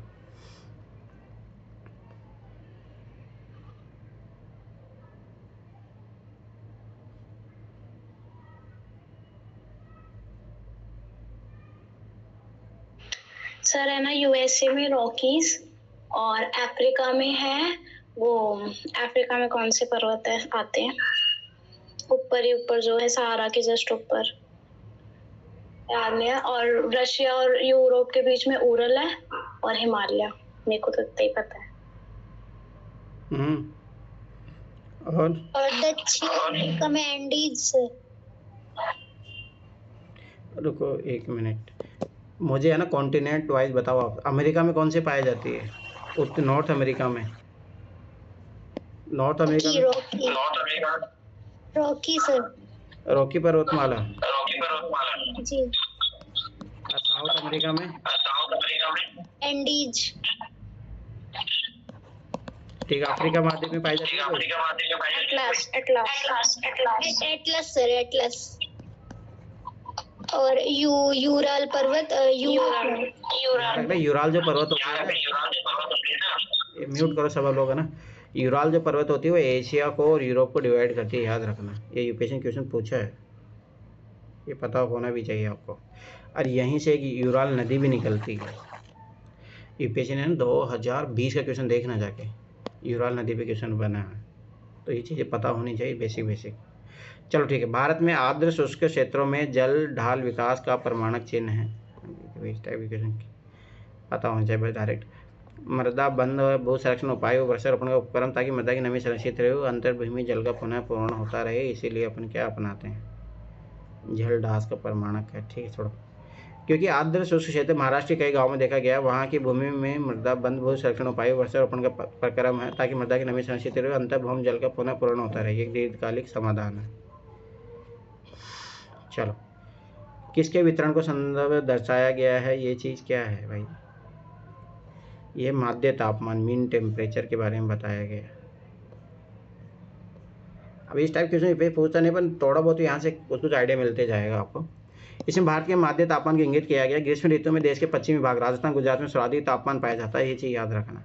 शीत ऋतु में देश का तापमान निम्नतम स्तर पर पहुँच जाता है। ग्रीष्म तथा शीत ऋतु के बीच मार्च अप्रैल में देश में औसत माध्य तापमान पाया जाता है, जिसके वितरण को मानचित्र में दर्शाया गया है। अब जो मिट्टी विट्टी के बारे में है, गंगा के मैदान में यदि कोई पश्चिम और उत्तर पश्चिम को चले, ठीक है, वेस्ट को चले और उत्तर पश्चिम को चले, तो मानसूनी वर्षा घटती हुई मिलेगी। ये बात सही है एकदम, मतलब समझ रहे हो।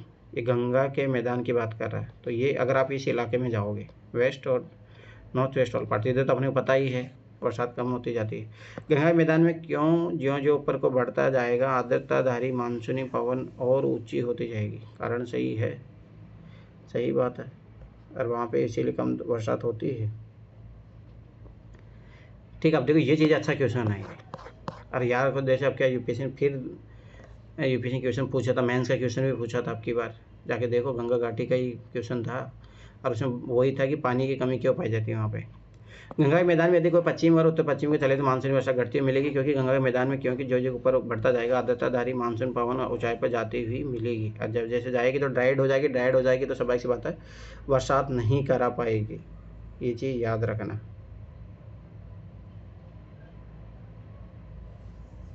यदि खाद्यान्नों को सुरक्षित संग्रह सुनिश्चित करना हो तो कटाई के समय उनका आर्द्रता का अंश कितने प्रतिशत अधिक नहीं होना चाहिए। अब ये याद रखना कि आजकल जो फूड प्रोसेसिंग है उसमें यूज़ हो रहा है, तो ये चीज़ याद रखना।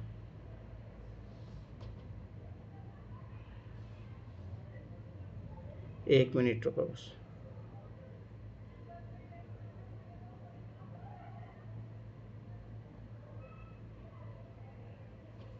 चलो अब देखो एक चीज़ याद रखना, स्वाभाविक सी बात है, जितना डाइट देखो याद रखना कभी भी। देखो यूपीएससी 2013 में क्वेश्चन भी पूछा आगे जाके, जैसे भाई गेहूं क्यों ख़राब हो जाता है, उसमें फफूंद क्यों आ जाती है। जैसे मैं तुम्हें गाँव के एक प्रोसेस बताता हूँ। जैसे गाँव में जैसे मान लो कि गेहूँ निकाला जाता है तो सबसे पहले उसको सुखाया जाता है। ध्यान से समझना ये चीज़। अगर आप उनको प्रिजर्व करके रखना है 1 साल के लिए तो उस गेहूँ को सुखाया जाता है, क्योंकि अगर गीले गेहूँ अगर आप डाल दोगे बक्से में, याद रखना ख़राब हो जाएंगे। नमी याद रखना आर्द्रता जो होती है वो ख़राब कर देती है। तो स्वाभाविक सी बात है, जितना सुखाया जा सकता है उतना सुखाया जाता है उससे। फिर बाद में याद रखो कि उसमें नीम की गोलियाँ ये सब सारी चीज़ें रखी जाती है ताकि वो ख़राब ना हो। तो वही कॉन्सेप्ट से यहाँ पे काम करता है। खाद्यान्न सुरक्षित भंडार को सुनिश्चित करने के लिए फसल की कटाई के समय अनाज के दाने में नमी अर्थात आर्द्रता की अधिकतम मात्रा 14% अधिक नहीं होनी चाहिए। देखो मैं बता रहा था वही चीज़ है, क्योंकि नमी का प्रतिशत मात्रा से अधिक होने पर खाद्यान्न सड़ने तथा उसमें हानिकारक कीड़ों के लगने की संभावना बढ़ जाती है। उल्लेखनीय कि भंडार में रखे जाने के पश्चात खाद्यान्न में मौजूदा 14% से अधिक आर्द्रता या नमी वाष्पित नहीं हो पाती, जिससे अनाज में कीड़े लगने सड़ने की आशंका बढ़ जाती है। तो सर ना जो अनाज है उसको कोल्ड स्टोरेज में नहीं रख सकते फिर? क्यों नहीं रख सकते? उसी के लिए तो बनता है। क्या बात कर, जो हमारे जो तिल यूज होता है दुकान पे, हम उस कोल्ड स्टोरेज में रखते हैं। हाँ बता रहे थे अंकल जी, इस बार कोल्ड स्टोरेज में रखवाए हैं। अरे वो बहुत काम आता है भाई। अब जैसे मान लो तिल के दाम बढ़ गए या कम हो गए तो वो नुकसान से बचा लेता है ना। ठीक है, ज़्यादा किराया नहीं लगता है, शायद 6 महीने। तो सर कोल्ड स्टोरेज में ह्यूमिडिटी नहीं होती? अरे नहीं, वो एसी वाले होते हैं भाई पूरा। मतलब डिपेंड करता है कि आपको जैसे कौन सी चीज़ है तो उसको कैसा टेम्परेचर चाहिए, उस अकॉर्डिंग बनता है। और याद रखना कि इंडिया में अगर एग्रीकल्चर सिस्टम को सुधारना तो सबसे बड़ा ज़रूरी है। और जैसे मैं एक चीज़ बताता हूँ, ध्यान समझना कि यूपी का एक इलाका है, सचिन कहाँ गया, सचिन के इलाके की बात बता रहा हूँ। तो वहाँ पे क्या होता है कि आलू की पैदावार बहुत अच्छी खासी होती है। अब छोटे मोटे जो किसान हैं बेचारे वो कोल्ड स्टोरेज में नहीं रख पाते। दूसरी बात उनको भाई एक फास्ट इनकम चाहिए, मतलब सभी बात घर का आजीविका के लिए। तो ये सचिन वचिन लोग खरीद लेते हैं और ये कोल्ड स्टोरेज में रखते हैं। तो आराम से जैसे मान लो 20 रुपये किलो में खरीद लिया, 10 रुपये किलो में खरीद लिया, तो जैसे मार्केट में जब अच्छा भाव आता है तो मतलब जैसे मान लो यहाँ 10 रुपये किलो में खरीदे तो 30 रुपये किलो में बेचते हैं। तो इतना प्रॉफिट ओनली कारण क्या होता है, ओनली कोल्ड स्टोरेज का यूज़ करने से। तो सोचो कि आप हाँ सर मेरे तरफ ऐसे ही होता है। हाँ वही ना, तो सोचो कि अब तो सर कोल्ड स्टोरेज जो होती है वो सब जगह अवेलेबल होती है, सारे गाँव वगैरह में, या फिर कहीं अलग पर्टिकुलर जगह होती है? जैसे होता है गाँव में नहीं होती है, जिले में कोई क्षेत्र में है वहाँ पे। तो अब यहाँ पे कौन रख पाएगा? जो बड़ा पैसा वाला व्यक्ति है वही रख पाएगा ना। तो मैं पता है इंडिया में बहुत अच्छा खासा, मतलब मैं तो मानता हूँ उचित तो नहीं है पर मिडिल मैन बनने से ना आप बहुत पैसा कमा सकते हो बिना किसानी खेती करे हुए। और मिडिल मैन ही तो कमा रहे हैं पैसा, ये चीज़ याद रखना। तो ये चीज़ है। कौन क्या बोल रहा था? होती है पर उसकी लिमिट होती है। क्या क्या लिमिट होती है? मतलब सारे गाँव की क्रॉप को नहीं रख सकते वहाँ पे। गाँव में होती है बस बहुत छोटे लेवल पे होती है। हाँ पर तो आजकल देखो, मैं फिर बार बार बता रहा हूँ, सर गवर्नमेंट नहीं प्रोवाइड करती है सब स्मॉल फार्मर्स को?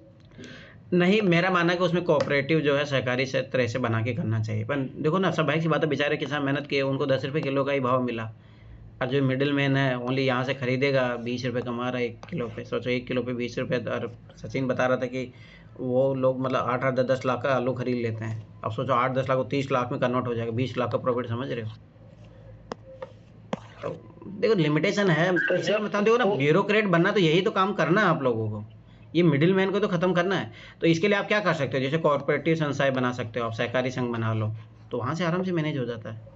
महाराष्ट्र इधर बहुत अच्छे से काम करता है कोऑपरेटिव, गुजरात में हो गया। हाँ क्या बोले थे निखिल, बोलो। सर कोल्ड स्टोर में रखने के लिए पैसा भी लगता है सर। नहीं तो वही तो बात है ना। देखो सुनो, गरीब व्यक्ति क्या होता है कि भाई सभी की बात है, उसको तो भाई जैसे मान लो कि उसके बच्चों को पढ़ाना लिखाना, उनका इनकम का और कोई सोर्स होता नहीं, तो उनको तो इनकम तो चाहिए। तो इसमें ये हो सकता है कि बहुत सारे जो किसान मिल के, ठीक है, जैसे आप मान लो कि सेल्फ हेल्प ग्रुप बना लो, उस टाइप का कुछ बना लो, या कोऑपरेटिव क्षेत्र बना लो। तो उसमें क्या होगा कि ये जो पूरा है, ये जैसे मान लो कि प्रॉफिट तो होगा ना, तो प्रॉफिट को आप कंज्यूम कर लो, उसको सेव कर लो। और जब सेव कर लो भाई, जिसको जितना ज़रूरत है लेते जाओ, क्या दिक्कत है? सेल्फ हेल्प ग्रुप टाइप से भी तो कर सकते हैं ना। देखो ये चीज़ यार रखना, ब्यूरोक्रेट जब बनना है तो यही तो चीज़ करनी है होती है आपको। अब देखो यही ब्यूरोक्रेट नहीं कर रहे हैं तभी तो दिक्कत है ना। तभी ये दिक्कत है। तो सर सेल्फ हेल्प ग्रुप होते हैं विलेजेस में या फिर नहीं होते, मतलब बहुत कम पैमाने पे? इंडिया में मतलब नॉर्थ साइड में नहीं मिलेंगे, परंतु आपको साउथ में चले जाओ भाई, वहाँ की जो वुमेन एम्पावरमेंट है सबसे ज़्यादा यही है, कारण यही है। सेल्फ हेल्प ग्रुप बहुत ज़रूरी है भाई, गरीब लोगों के लिए तो बहुत ज़रूरी है, लोन वोन लेने के लिए, छोटा मोटा व्यापार करने के लिए बहुत ज़रूरी है। ठीक है। भारत में सर्वाधिक दूध देने वाली बकरी की नस्ल कौन सी है? बस जमुनापरी है, ये छोड़ो अपने काम का नहीं है, परंतु फिर भी वर्तमान में संख्या दृष्टि बाद में विश्व में सर्वाधिक बकरियाँ पाई जाती है। निर्धनों को कामधेनु बकरी के दूध में आयरन, ये चीज़ याद रखना, निर्धनों का कामधेनु बोला जाता है इसको। बकरी के दूध में आयरन होता है, पोटेशियम की प्रचुर मात्रा होती है, याद रखना। सर ऐसे कहते हैं बकरी का दूध बच्चों को भी पिलाना चाहिए और है ना जो बीमार होता है ना उसको भी पिलाना चाहिए। तो उसमें वुमेन को जरूर लेना चाहिए आयरन, याद रखना ये चीज़। जिसमें इसका दूध तपेदिक टीबी में काम करता है, सोचो अल्सर में काम करता है, अतिसार की मरीजों के लिए बहुत लाभदायक होता है। भारत में बकरी की सबसे बड़ी संख्या दिक्काजी नस्ल जमुनापरी है, जो न केवल सर्वाधिक दूध देती है बल्कि मांस के लिए भी उत्तम नस्ल मानी जाती है। भारतीय दुधारू बकरियों की नस्लें जमुनापुरी, बरीबरी, बीतल तथा जखराना। ज्ञात है कि देश में सर्वाधिक बकरियाँ राजस्थान में पाई जाती है। केंद्रीय बकरी अनुसंधान मुख्य मथुरा में स्थित है। आखिर मैं बता रहा हूँ ना, जैसे गरीब लोगों को मतलब बहुत गरीब है ना, तो उनको अगर बकरी का पालन करें ना, मैं गारंटी साथ बता रहा हूँ कभी भूखा नहीं मरेंगे। तो ऐसे ना कुछ कुछ ऐसी चीज़ें हैं, बेसिक चीज़ें ऐसे हैं, अगर उन पर काम किया जाए ना तो भारत में भाई गरीबी नहीं रहे। जैसे मुझे जो लगता है सबसे मेन इंपॉर्टेंट सबसे पहले होना चाहिए लैंड डिस्ट्रीब्यूशन। आप विश्वास नहीं करोगे, अपनी क्लास में ऐसे स्टूडेंट है जिनके पास 150 बीघा ज़मीन है, अकेले के पास 150 बीघा। समझ रहे हो? You can not imagine that India. बीघा गज में कितनी होती है सर? बीघा गज का तो मुझे आइडिया नहीं, पर 150 बीघा समझ रहे हो, 150 एकड़ मतलब क्या ही करोगे, सोचो ये है। अरे एक आपको 90% लोग ऐसे मिलेंगे जिनके पास 1 बीघा भी ज़मीन नहीं है। भारत का ये हाल है। अरे सर वो लोगों की ज़मीन बंजर रहती, जो 150-200 बीघा जमीन रखे रहते हैं ना सर, उपजाऊ रहती ही नहीं। ऐसा नहीं है कि बस सारी उपजाऊ नहीं रहती है। अरे एक और चीज़ हमेशा याद रखना, सुनो इधर रहती है सर। अरे अच्छी खासी रहती है, मुझे पता है, यूपी के इलाकों में खास तौर से है। ठीक है, अब सुनो इधर, मान लो उनके पास 150 बीघा ज़मीन, ध्यान से समझना। अब वो लोग क्या है भाई, सबाई चलो ठीक है, वो मान लो 50 बीघा पे काम करे, 100 बीघा उनकी ऐसी पड़ी है ज़मीन, ठीक है, मान लिया जाए। अब ये भाई इनके भाई स्वाभाविक सी बात है, इनको ज़्यादा इन्वेस्टमेंट करना नहीं है, पर मुझे बताओ यही 100 बीघा अगर तुम 100 लोगों में बांट दो 1-1 बीघा, तो भाई बेचारे ये लोग तो मेहनत करेंगे ना, मेहनत करेंगे तो भाई बंजर भूमि को उपजाऊ बना देंगे। भाई बात है ना, उपयोगिता की बात होती है भाई, किसको का क्या ज़रूरत है। आप इन लोगों को बांटो और इन लोगों को देखो, फिर वही ज़मीन उपजाऊ नहीं हो जाए तब मुझे बताना। ये चीज़ हमेशा याद रखो भाई, उनको ज़रूरत ही नहीं है, पर ये बहुत ज़रूरी है। इंडिया में सबसे जो मुझे लगता है सबसे ज़रूरी ये काम है, ये काम कर दो, उसके बाद में छोटी छोटी चीज़ों पे काम करो। बकरियाँ, जैसे बकरियाँ दे दो, ठीक है, भेड़ पालन सिखा दो उनको, मधुमक्खी पालन सिखा दो। देखो मैं फिर बता रहा हूँ, आप ये चीज़ सोचोगे, देखो याद रखना हमेशा, अगर ब्यूरोक्रेट बन गए तो ये सोचो कि सबको मैं गवर्नमेंट जॉब लगा दूंगा, नेवर पॉसिबल। अगर आप गवर्नमेंट जॉब की तरफ मूव ऑन करवा रहे हो बच्चों को, तो समझ लेना कि आप जीवन बर्बाद कर रहे हो उन लोगों का। अब मैं तो इसके सख्त खिलाफ में हूँ। अगर मुझे कोई भाई कल फ्यूचर में मेरे को कोई बोले कि भाई आप अपने बच्चों को गवर्नमेंट जॉब की तैयारी कराओ, नो, नेवर। सेल्फ एम्पावरमेंट होनी चाहिए, ये चीज़ हमेशा याद रखना। तो अभी जो प्रेजेंट की जो पॉलिसी है बहुत ख़राब है भारत में भाई।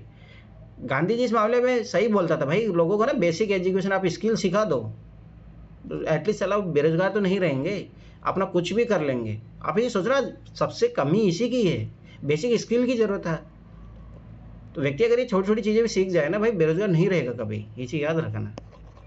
तो इंडिया में दिक्कत है, स्किल इंडिया मिशन जो है भारत का सबसे अनसक्सेसफुल प्रोग्राम, क्या ही करोगे। ठीक है, तो ये चीज़ याद रखना कि मेंस के लिए, इंटरव्यू के लिए आपको बेसिक आइडिया होना चाहिए कि आप कौन सी चीज़ों से रिफॉर्म बहुत फास्ट आएंगे भारत में, ये चीज़ याद रखना। कृषि भूमि में किसके पौधे उगाने से भूमि का अपरदन अधिकतम तीव्रता से होता है? ये बहुत अच्छा क्वेश्चन है। सोरगम क्या होता है भाई? आलू तो जानते हैं अपन, गेहूँ भी जानते हैं। क्लोवर क्या होता है? क्लॉव लॉन्ग होती है ना, क्लोवर नहीं पता, क्लॉव पता है मेरे को। ये एक बार सर्च करो, सोरगम क्या होता है। सरगम तो नहीं है ये? ज्वार सर, ज्वार होती है ये? ज्वार है सर, ज्वार। हाँ। अरे ये क्लोवर, ये क्लोवर क्या होती है?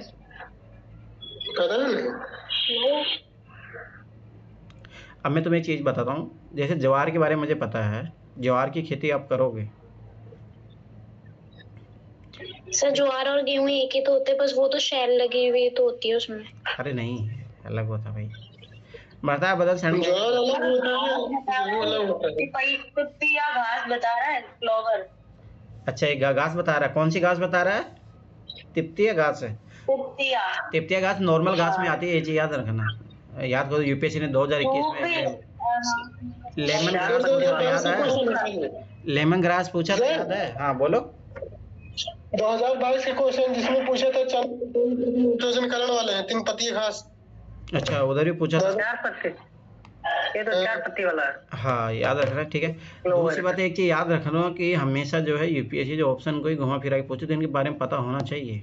अब जैसे 2021 में पूछा था लेमन ग्रास, याद आया? अब मैं उसको क्वेश्चन का जब करवाऊंगा तब बताऊंगा उसका एक लॉजिक तो मतलब कैसे यूपीएससी यूज करता है उन चीज़ों को। चलो ठीक, कोई नहीं। मृदा अपर्दन एक भौतिक क्रिया है जिसके द्वारा मृदा पदार्थ एक स्थान से दूसरे स्थान पर पहुंचा दिए जाते हैं। मृदा की ऊपरी परत मुख्यतः वायु तथा जल के माध्यम से स्थानांतरित हो जाती है, इसी को मृदा क्षरण कहते हैं। कृषि भूमि में सोगम अर्थात ज्वार के पौधों के जड़ों द्वारा मृदा के आंतरिक संगठन को ढीला कर दिया जाता है। फलस्वरूप भूमि का अपरदन अधिक तीव्रता के साथ होने लगता है। मृदा अपरदन को रोकने के लिए फसलों को बदल बदल कर बोना चाहिए, इसी को बोलते हैं शस्यावर्तन।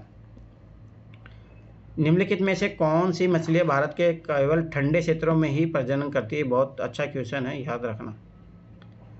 तिनका और कौन सी है? ट्राउट, जो भी है छोड़ो।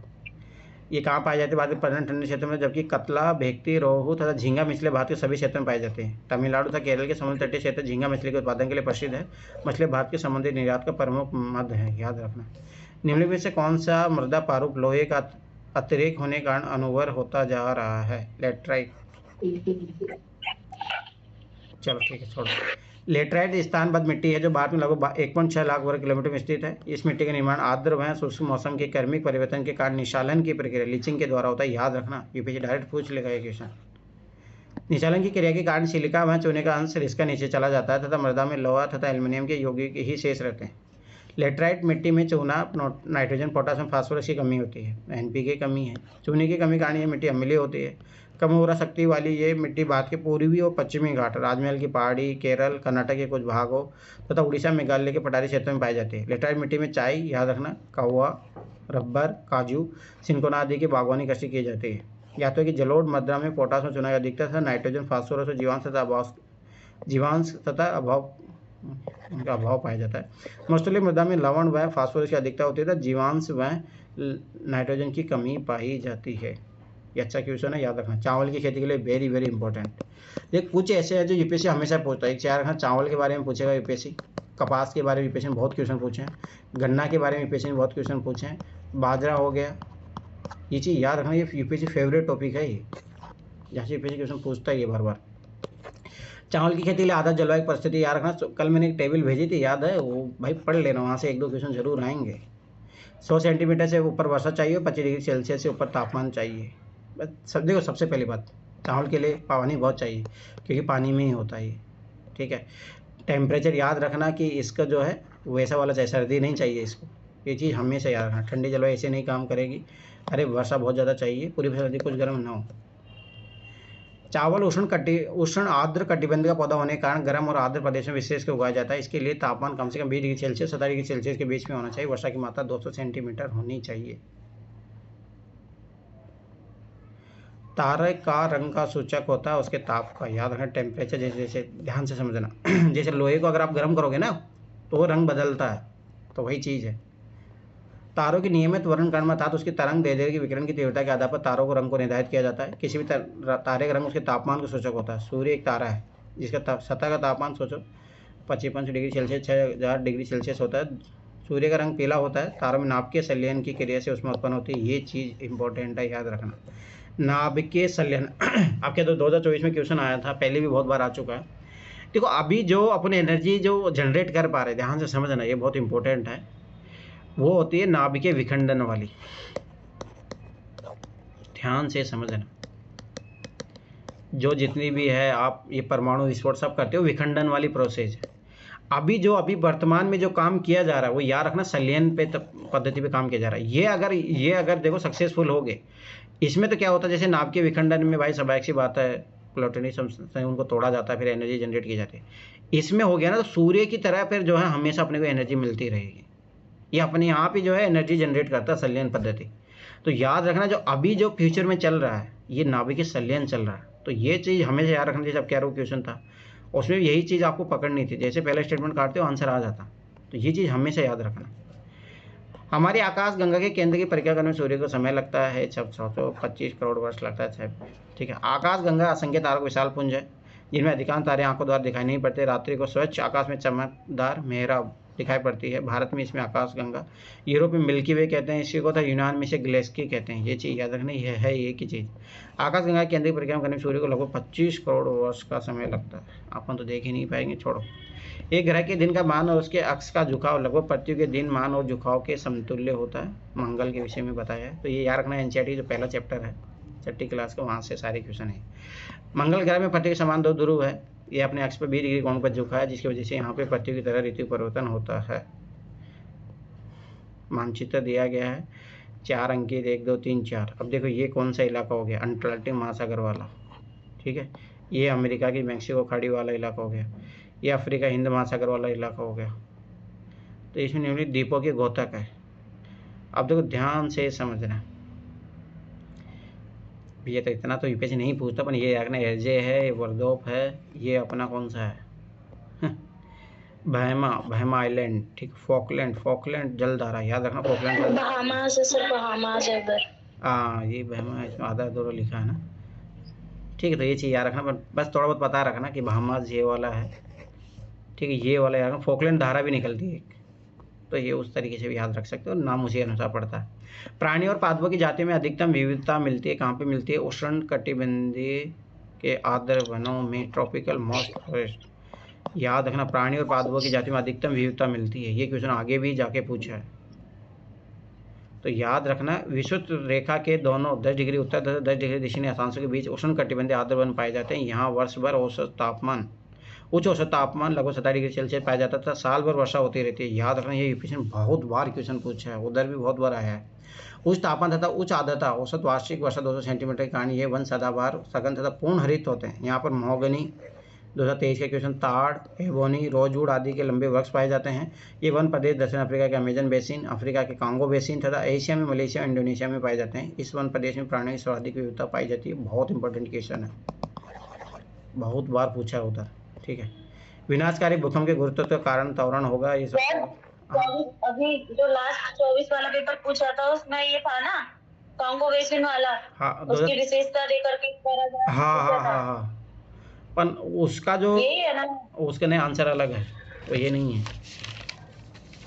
रुको अभी बताता हूँ मैं, ये नहीं है उसका आंसर। तो रुको बताता हूँ।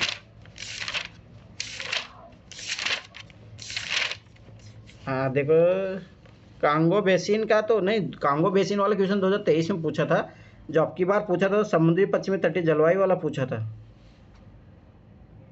नहीं, हाँ रुको, कांगो बेसिन का तो वो अलग पूछा था। हाँ, पीटलैंड पूछा था वो, कांगो बेसिन।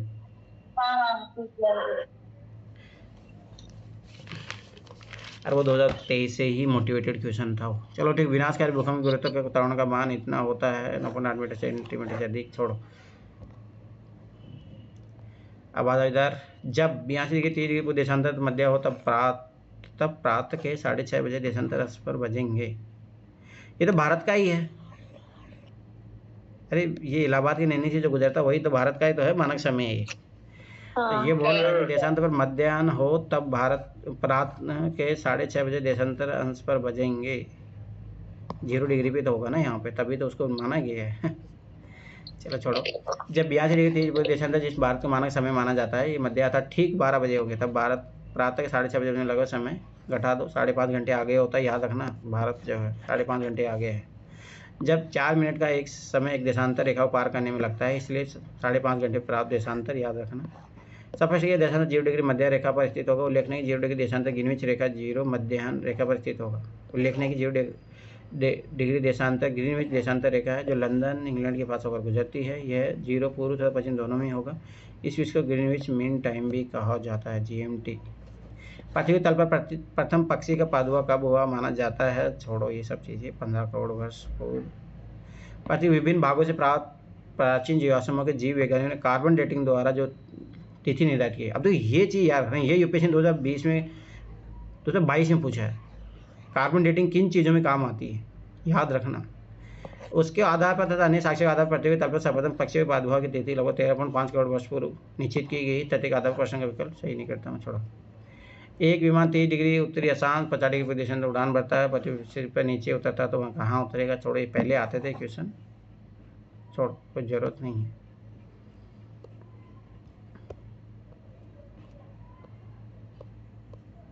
ये इम्पोर्टेंट है अपने। फसलें हैं और उसमें फसल नाशक जीव होते हैं, ठीक है। गोली का सलाब, बॉलवर्म, देखो ये देखो कैसे यूपीएससी भाई याद आया क्वेश्चन। बॉलवर्म याद है, 2020 या 19 का क्वेश्चन है, 20 या 19। डायरेक्ट यूपीएससी ने पूछा बॉलवर्म क्या है। अरे जाके देखो, पेपर याद होने चाहिए भाई, तुम लोगों को यही याद नहीं है तो क्या ही करोगे तुम लोग। डायरेक्ट यूपीएससी ने क्वेश्चन पूछा बॉलवर्म के बारे में, ठीक है। अरे एक क्वेश्चन पूछा था यूपीएससी बॉल गार्ड वाला भाई, बॉलवर्म भी पूछा हुआ है ऐसे तो, ठीक है। देखो ध्यान से देखना। A2 चावल में याद रखना कि ये पाया जाता है घुंडी महत्वपूर्ण। अभी क्या होता, छोड़ो।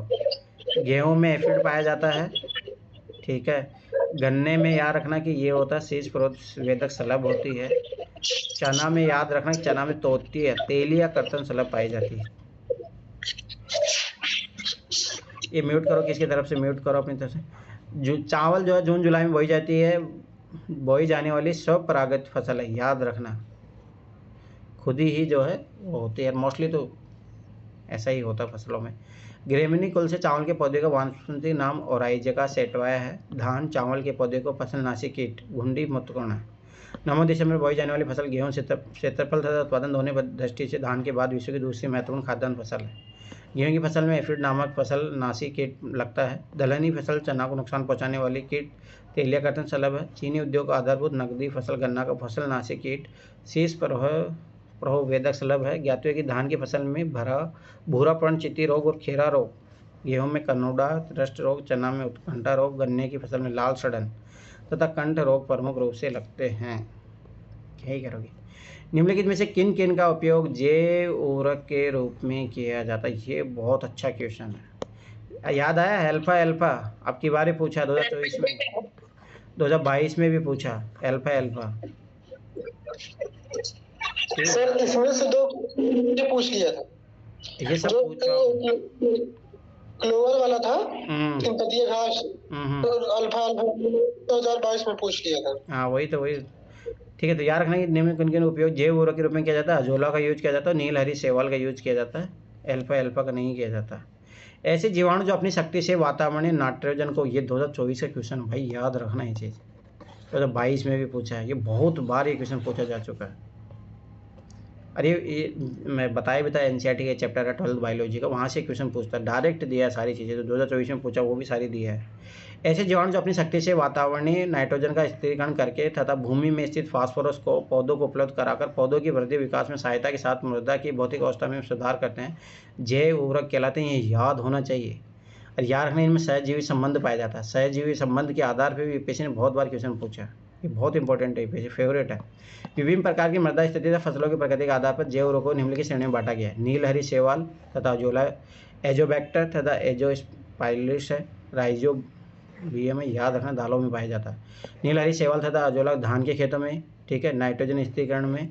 एजोबैक्टर खाद्यान्न तिलहन नकदी फसलों बागवानी फसलों में, और एजोस्पाइलिस सूर्यमुखी तथा बाजरा की फसल में तथा राइजोबियम दलहनी फसलों में जैव उर्वरक के रूप में पाया जाता है। रट लेना, इज वेरी वेरी इंपॉर्टेंट, रटा हुआ होना चाहिए ये चीज़, तो याद रखना। ये बहुत अच्छा क्वेश्चन है। एशिया के निम्न के क्षेत्र में जनसंख्या वार्षिक वृद्धि दर अधिकतम है भाई, मध्य एशिया सेंट्रल एशिया में सबसे ज़्यादा है। जैसे वार्षिक वृद्धि दर अधिकतम है, छोड़ो इसे, उस टाइम क्वेश्चन में मिडिल एशिया में ज़्यादा है, छोड़ो। अब अपना क्या बचा, इन्वायरमेंट इकोलॉजी। देखो यहाँ से करने का पर्पज यही था कि यहाँ से ना आज भाई वही क्वेश्चन पूछ रहा है यूपीएससी, ऐसा नहीं कि उसने चेंज कर दिया, नो, टॉपिक आज भी उसके वही है जो पहले पूछ रहा था वो।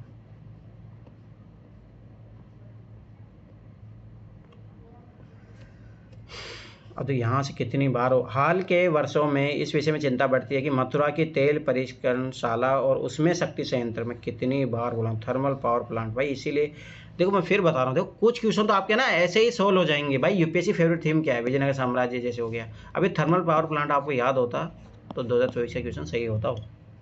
के कारण आगरा के ताजमहल को खतरा हो गया, ताज को कोई भी संभावित क्षति पहुँच सकने का मुख्य वैज्ञानिक आधार क्या है? तो ये चीज़ याद रखना, अम्ल अवक्षेपण और सौरमंडलीय ओजोन। दूसरी बात याद रखना कि सबसे एसिड रेन जो है सबसे खतरनाक है उसके लिए, तो ये उसी के बारे में। हाल के वर्षों में पर्यावरणविदों तथा वैज्ञानिकों ने मथुरा के तेल शोधनशाला और ताप विद्युत संयंत्र से फैलने वाले वायु प्रदूषण से आगरा स्थित विश्व के 7 आश्चर्यों में से एक ताजमहल के सौंदर्य को क्षति पहुंचने की गंभीर चिंता व्यक्त की है। वैज्ञानिकों के मतानुसार ताज को उपयुक्त कारणों से संभावित क्षति का मुख्य वैज्ञानिक आधार अम्ल अवक्षेपण तथा सौरमंडल में ओजोन गैस की उपस्थिति है। तो ये चीज़ याद रखना, ओजोन गैस याद रखना सौरमंडल में पाई जाती है और समताप मंडल में भी होती है। कुछ जो है लेयर उसके मतलब दोनों बीच में पाई जाती है। ज्ञात है कि क्लोरोफ्लोरोकार्बन समताप मंडल की ऊपरी सीमा में स्थित हमारी रक्षा कवच ओजोन परत को स्वादी क्षति पहुंचाते हैं। याद रखना है, इसीलिए यूपीएससी ने कितनी बार सीएफसी से क्वेश्चन पूछा। जबकि CO2 ग्रीन हाउस गैस है जो ग्लोबल वार्मिंग के लिए उत्तरदायी। ये चीज़ याद रखना, ये भी बहुत इंपॉर्टेंट है, बहुत बार यूपीएससी ने पूछा है। किस विघट नाभिक प्रदूषण ने हाल ही में जनता का ध्यान आकर्षित किया जो भवन निर्माण सामग्री में विद्यमान होता है? थोरियम। थोरियम देखो यूपीएससी ने कितनी बार पूछा है। केरल की मोनाजाइट रेत में पाया जाता है। याद रखना कितनी बार यूपीएससी ने पूछा है, 2022 में पूछा, उससे पहले भी पूछा है। भवन निर्माण सामग्री प्रयुक्त होने वाले ईंट सीमेंट तथा बालू में विखंडनीय परमाणु खनिज थोरियम के परमाणु पाए जाने से आम लोगों को चिंता बढ़ी है। अरे याद रखना यही तो है कि केरल की जो रेत है उसमें मोनाजाइट पाया जाता है, मोनाजाइट में जो थोरियम पाया जाता है। ज्ञात है कि थोरियम परमाणु थोरियम 232 से रेडियो सक्रिय तत्व यूरेनियम 233 बनाया जाता है। थोरियम भारत के केरल राज्य के तटीय रेतीले स्थानों पर प्रचुर मात्रा में पाया जाता है। थोरियम का उपयोग नाभिक के विद्युत रिएक्टरों में किया जाता है। ये चीज़ याद रखना, is very very important question, इसलिए यूपीएससी कितनी बार क्वेश्चन पूछा है। अनुकारित आदिम भूमि पारिस्थितिकी में निम्नलिखित प्रादुर्भाव का सही अनुक्रम कौन सा है? अब देखो ये याद करो 2012-13 के क्वेश्चन में सबसे कौन सी जो है वो गैस है जो पाई जाती है मानव का अस्तित्व के लिए? तो यार सबसे पहले मेथेन आएगा, फिर हाइड्रोजन साइनाइड आएगा, नाइट्राइल आएगा, एमिनो अम्ल है। पृथ्वी में अनुकारित आदिम भूमि परिस्थिति में सरल कार्बन यौगिक धीरे धीरे जटिल कार्बन यौगिक का प्रादुर्भाव हुआ है। इस कारण में सर्वप्रथम मेथेन गैस आई है CH4 याद रखना। तत्पश्चात हाइड्रोजन साइनाइड आई है, नाइट्राइल अर्थात एमिनो अम्ल की उत्पत्ति। ज्ञात है कि एमिनो अम्ल के संयुक्त से सर्वप्रथम जल में जीव की उत्पत्ति हुई थी। ऐसा ही क्वेश्चन 2012-13 पूछा था कि वहाँ पे क्या क्या जरूरत होता है अगर की, जैसे मान लो कि आज चांद पे मान लो कि नहीं है तो कैसे वो डेवलप होगी, ये चीज़ याद रखना। चलो 1995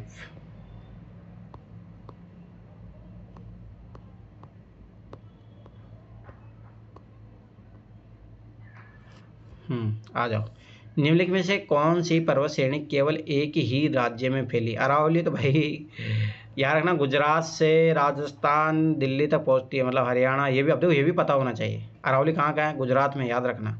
फिर उसके बाद में राजस्थान में है, ठीक है, फिर हरियाणा में है और फिर दिल्ली तक जाती है। जो राष्ट्रपति भवन है ना, ये एंडिंग पॉइंट है अरावली का रेंज का, पता होना चाहिए। सतपुड़ा रेंज कहाँ कहाँ पाई जाती है बताइए? कहाँ गई छोटी सतपुड़ा कहाँ कहाँ पाई जाती है? देखो अजंता याद रखो, देखो अजंता एलोरी कहाँ पे है? ओनली महाराष्ट्र में पाई जाती है, तो अजंता याद रखना ओनली महाराष्ट्र में है। यही आंसर है इसका। बहुत अच्छा क्वेश्चन है ये, वेरी वेरी इंपॉर्टेंट क्वेश्चन, लगा लो इसको। सह्याद्री पहाड़ियाँ देखो यूपीएससी 2023 में यहीं से क्वेश्चन पूछा, यूपीएससी 2023 का क्वेश्चन देखो। बताओ सतपुड़ा कहाँ पे पाई जाती है? नर्मदा बताइए, किसी को पता है? सह्याद्री पहाड़ियाँ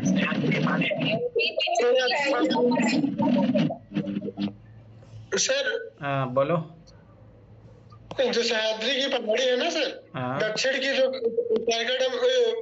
को काट दो पश्चिमी घाट से तो जो बचता है महाराष्ट्र और कर्नाटक वाला क्षेत्र ना, वो सह्याद्री की पहाड़ी कहलाता है। और सतपुड़ा कहाँ पाई जाती है? सतपुड़ा मध्य प्रदेश और एमपी और महाराष्ट्र में पाई जाती है। अच्छा देखते हैं। पर इसकी आगे भी एक्सटेंशन है, वो नहीं पता। एक्सटेंशन इसका कैमूर हिल्स और वगैरह आगे तक एक्सटेंशन है सतपुड़ा का भी।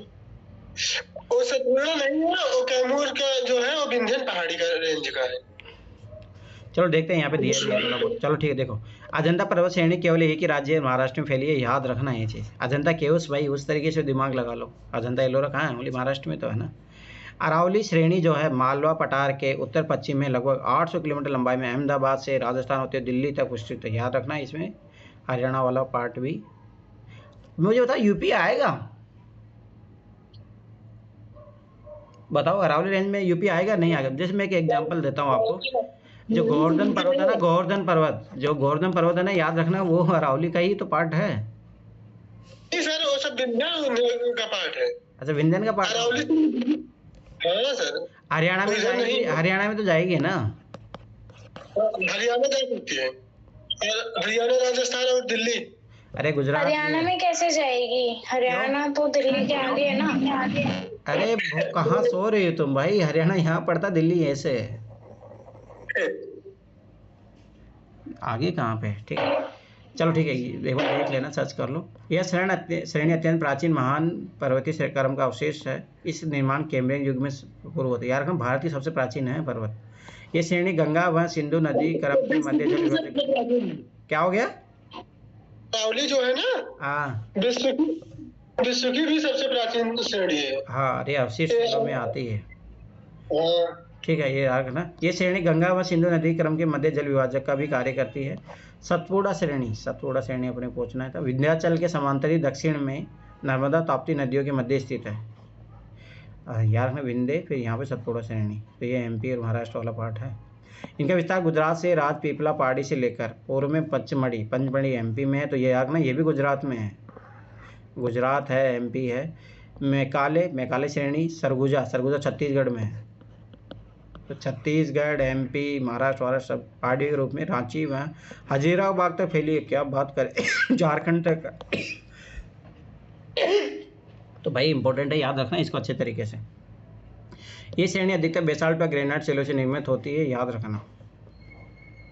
हिमालय का विस्तार अराकन योमा कहाँ स्थित है, ये यूपीएससी उधर जाके फिर दोबारा क्वेश्चन पूछा है, तो म्यांमार, याद रखना म्यांमार, अराकन योमा म्यांमार में है। हिमालय का विस्तार अराकन योमा तथा पेगु यामा पहाड़ी म्यांमार में स्थित है। नेपाल में स्थित हिमालय की प्रमुख श्रेणियां एवरेस्ट है, सागर माता है, अन्नपूर्णा आदि है। कश्मीर में स्थित हिमालय शिखर है, जास्कर, काराकोरम आदि, याद रखना। देखो मतलब थोड़ा बहुत अफगानिस्तान वाला पार्ट भी मान सकते हो आप, अफगानिस्तान पाकिस्तान से लेकर उधर म्यांमार तक फैला है हिमालय।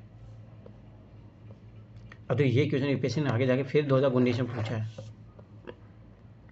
अंकित पर्वत श्रेणियाँ हैं, अब देखो ध्यान से समझना। ये जम्मू कश्मीर का पार्ट है, ये लद्दाख वाला है, तो लद्दाख पहला तो लद्दाख हो गया, नहीं काराकोरम दर्जा है, पहला काराकोरम, फिर ये है जास्कर, फिर ये है पीर पंजाल, और फिर है चौथा लद्दाख है। लद्दाख इधर दिया है सर, पीर पंजाल तो उसमें आता है ना, हिमाचल प्रदेश में भी आता है, तो ये फोर्थ वाला पीर पंजाल होगा ना। अरे नहीं, फोर्थ वाला तो पीर पंजाल हो ही नहीं सकता, क्योंकि जम्मू कश्मीर का इलाका हो गया ना ये वाला। देखो पहली बात है, देखो ये मैप जो है, देखो यहाँ पे अपना जो है सियाचिन वियाचिन, ये जो पाकिस्तान चाइना ले गया है, ये पाकिस्तान ले गया, ये सही गलत तो नहीं दिया कहीं।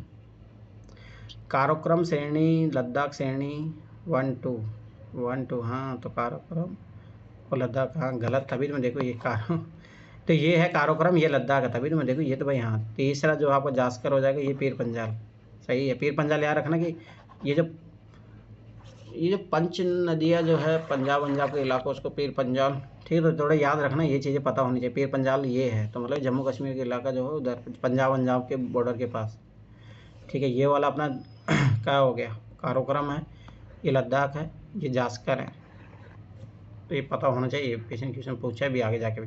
भारतीय उपमहाद्वीप मूलतः एक विशाल भूखंड का भाग है जिसे कहते हैं गोंडवाना, ये पता होना चाहिए, वो सब सारी स्टोरी आपको। चलो मुझे पूछ ही लेता हूँ तुम लोग, सबसे पहले क्या था बताओ, सबसे पृथ्वी में क्या था सबसे पहले? पैंजिया और पैंथालाशा। हाँ पैंजिया और पैंथालाशा, महासागर और महाद्वीप। महाद्वीप का क्या नाम था? पैंजिया। और महासागर का क्या नाम था? पैंथालाशा। फिर ये जब 2 टुकड़ों में डिवाइड होता फिर क्या नाम पड़ता? गोंडवाना लैंड। ये तो नीचे वाला तो गोंडवाना लैंड होता है, और ऊपर वाला हाँ? अरे कंगारू तो बाद में बनता है, ये बता पहले। 2 पार्ट डिवाइड होता है पहले ये। अरे 2 भाग में, गोंडवाना लैंड और अंगारा लैंड। हाँ ठीक है, अब याद रखना। अब ये गोंडवाना लैंड जिसमें टूटता है वो बताओ। ऑस्ट्रेलिया वाला क्षेत्र है, हाँ, भारत और अफ्रीका वाला। और ये याद रखना अंगारा लैंड में कौन कौन आएगा? यूरोप आएगा इसमें, उत्तरी अमेरिका, दक्षिण अमेरिका आएगा, और यूरोप। ठीक है, तो वो चीज़ें आएगा। तो ये चीज़ याद रखना, ये पता होना चाहिए सारी चीज़ें। एक विशाल प्रकार एकीकृत महाद्वीप जिसे पेंजिया कहा गया, जिसके अस्तित्व लगभग 250 वर्ष में मिलियन पहुंचते, कालांतर में पेंजिया में विखंडन से लॉरेंसिया, यार ना लॉरेंसिया है। तो हमने क्या बताया था? अंगारा। थोड़ा ध्यान से देखो, लॉरेंसिया को हिंदी में अंगारा ही कहते हैं, इंग्लिश में। ऐसा भी है क्या? अरे ऐसा कुछ ही नहीं है भाई, थोड़ा ध्यान दो। ठीक है, लॉरेंसिया गोंडवाना का विकास होता है, भारतीय उपमहाद्वीप गोंडवाना का भाग है, याद रखना है। जिप्सीम लोग का मूल स्थान याद रखो, अभी तो कहे थे अपन, भारत में पाए जाते हैं। ये याद रखना, उत्तर भारत की डोम जाति, निम्न जाति से मानी जाती है, मतलब शेड्यूल कास्ट में आते हैं ये लोग, याद रखना। भारत में उपवन पूरा चुंबकीय परिणाम संकेत मिलता है कि भूतकाल में भारतीय स्थल पिंड सरका है। किधर की तरफ सरका? दक्षिण की तरफ। गलत, उत्तर की तरफ। यार अभी भी आज भारत, इसीलिए तो भूकंप क्यों आ रहे हैं? यार रखना, भारत का जो इधर जा रहा है। अरे यहाँ पे जो है यूरोप, देखो यहाँ था यूरेशिया, ये इधर आ रहा था भारत वाला, भारतीय पार्ट। इनके बीच में अंतक्षेपण होता है, यहाँ पे टेथिस सागर होता है। टेथिस सागर को फुलफिल करके जो ये आज जो आप नॉर्थ बेल्ट देख रहे हो ना, ये सारा का सारा टेथिस सागर था पहले यहाँ पे। फिर उसके अंतक्षेपण से जो है चीज़ें धीरे धीरे इरोज होके यहाँ पे नदियों से ये सारी चीज़ें जो है उपजाऊ लैंड बना है। विश्व की सभी प्लेटों की गति असमान है। महाद्वीपीय प्लेट की औसत गति 2 सेंटीमीटर प्रति वर्ष तथा महासागरीय प्लेट की औसत गति 5 सेंटीमीटर प्रति वर्ष। अगर मान लो मेंस में क्वेश्चन, माउंट एवरेस्ट की हाइट है ना बढ़ रही है, कारण वो यही है। ग्रीनलैंड प्लेट स्वाभाविक तीव्र गति से 20 सेंटीमीटर प्रति वर्ष की दर से उत्तर पश्चिम दिशा में प्रवाहित हो रही है। मतलब ग्रीनलैंड इधर जा रहा है, आगे जाके हो सकता है वो नॉर्थ अमेरिका का पार्ट बन जाए। वो तो ऐसे भी वो बोल ही दिया ट्रम्प कि मैं ऐसे ही मिला लूँगा, तो वो नेचुरल तरीके से मिलना चाह रहा है, ये ऐसे ही मिला लेगा। भारतीय प्लेट गोंडवाना लैंड के सुपर कॉन्टिनेंट से अलग होने के पश्चात 12 सेंटीमीटर प्रति वर्ष की दर से उत्तर दिशा में प्रवाहित हुई। याद रखना, भूकंप आने का कारण यही है, विचलन होता रहता है। अब ये पता अच्छे से पढ़ लेना, भूकंप क्वेश्चन आएगा देख लेना। वाणिज्य दृष्टि से लाभप्रद वर्षों की उत्पादक कृषि की अनुपम प्राकृतिक छटा को नष्ट कर रही है। इमारती लकड़ी का विशाल शून्य दोहन है। ताड़ रोपण के लिए विशाल भूखंडों का निर्वनीकरण। मैंग्रोव का विनाश। मैंग्रोव भाई कहाँ पाया जाता है, ये पता होनी चाहिए। आदिदार लकड़ी का अवैध कटाई और अनाधिकार आखेट समस्या अधिक को जटिल बनाते हैं। अलवण जल कोटिक रहे है। तरुण गति सूख रही, निर्वनीकरण और मैंग्रोव विनाश हो रही है। उदाहरण से है सुंदरवन, सुंदरवन का डेल्टा। याद रखना ही चाहिए, क्वेश्चन बहुत पूछा है। मैंग्रोव वन से पूछा फिर आगे जाके। मैंग्रोव वन प्रायद्वीप के पूर्वी एवं पश्चिमी तटवर्ती भागों अथवा गंगा तथा ब्रह्मपुत्र के डेल्टाई भागों में उगते हैं। ये चीज़ याद रखना। जहाँ ज्वार के समय समुद्र का जल वृक्षों की जड़ों को सींचता है। यह प्रदेश कीचड़ युक्त वन दलदली होते हैं। इन वनों में अनेक प्रकार के जहरीले कीड़े, सर्प और चीते पाए जाते हैं। महानदी गोदावरी, कृष्णा, कावेरी और आदि प्रायद्वीप नदियों के मुहाने तथा गंगा ब्रह्मपुत्र के डेल्टाई भाग में ये वन पाए जाते हैं। इन वनों में सुंदरी वृक्ष, उनके बहुत सी किस्मों के कारण सुंदर वन कहा जाता है। याद रखना, ये भी देखो कितनी बार पूछा भी है। पश्चिमी हिमालय से उच्च पर्वतीय वनस्पति तीर्थ, ये क्वेश्चन भी पूछा है 2014-15 क्वेश्चन है। देखो पश्चिमी हिमालय की बात कर रहा है, ठीक है, वेस्ट वाला, इधर वाला, ठीक है। उच्च पर्वतीय वनस्पति 3000 मीटर की ऊंचाई तक ही उपलब्ध होती है। ध्यान समझना, क्योंकि शुष्क एरिया आ जाता है, बर्फ वाला एरिया आ जाता है, तो समझ बात है यहाँ पे डाइवर्सिटी कम भी। यूपीएससी यही क्वेश्चन पूछा होता जाके। जबकि पूर्वी हिमालय में 4000 मीटर की ऊंचाई तक उपलब्ध होती है, एक ही पर्वत श्रृंखला में सीमित है। दूसरी बात याद रखना कि पूर्वी में याद रखना बरसातें बहुत ज़्यादा होती है, और वो शुष्क इलाका है। कभी सुना है कि अरुणाचल प्रदेश, असम में बर्फबारी हो रही है? ये चीज़ याद रखना। पूर्वी हिमालय की भूमध्य रेखा और समुद्री तट से पश्चिमी हिमालय की अपेक्षा अधिक निकट होना, तो वही कारण है। तो समझ आर्द्रता रहती है, आर्द्रता रहती बर्फबारी नहीं होगी, शुष्क इलाका रहता है। इस कारण से वहाँ पे ज़्यादा ऊंचाई पे वनस्पति नहीं पाई जाती। और यही क्वेश्चन देखो डिक्टो कॉपी पेस्ट किया गया है उधर आगे जाके। क्योंकि पूर्वी हिमालय पश्चिमी हिमालय की अपेक्षा समुद्र में भूमध्य रेखा अधिक निकट स्थित है, होगा भी। देखो ध्यान समझना, हिमालय ऐसे है, तो ये वाला इलाका स्वाभाविक सी बात है देखो इक्वेटर से भी नज़दीक हुआ, समुंदर बंगाल की खाड़ी से नज़दीक है।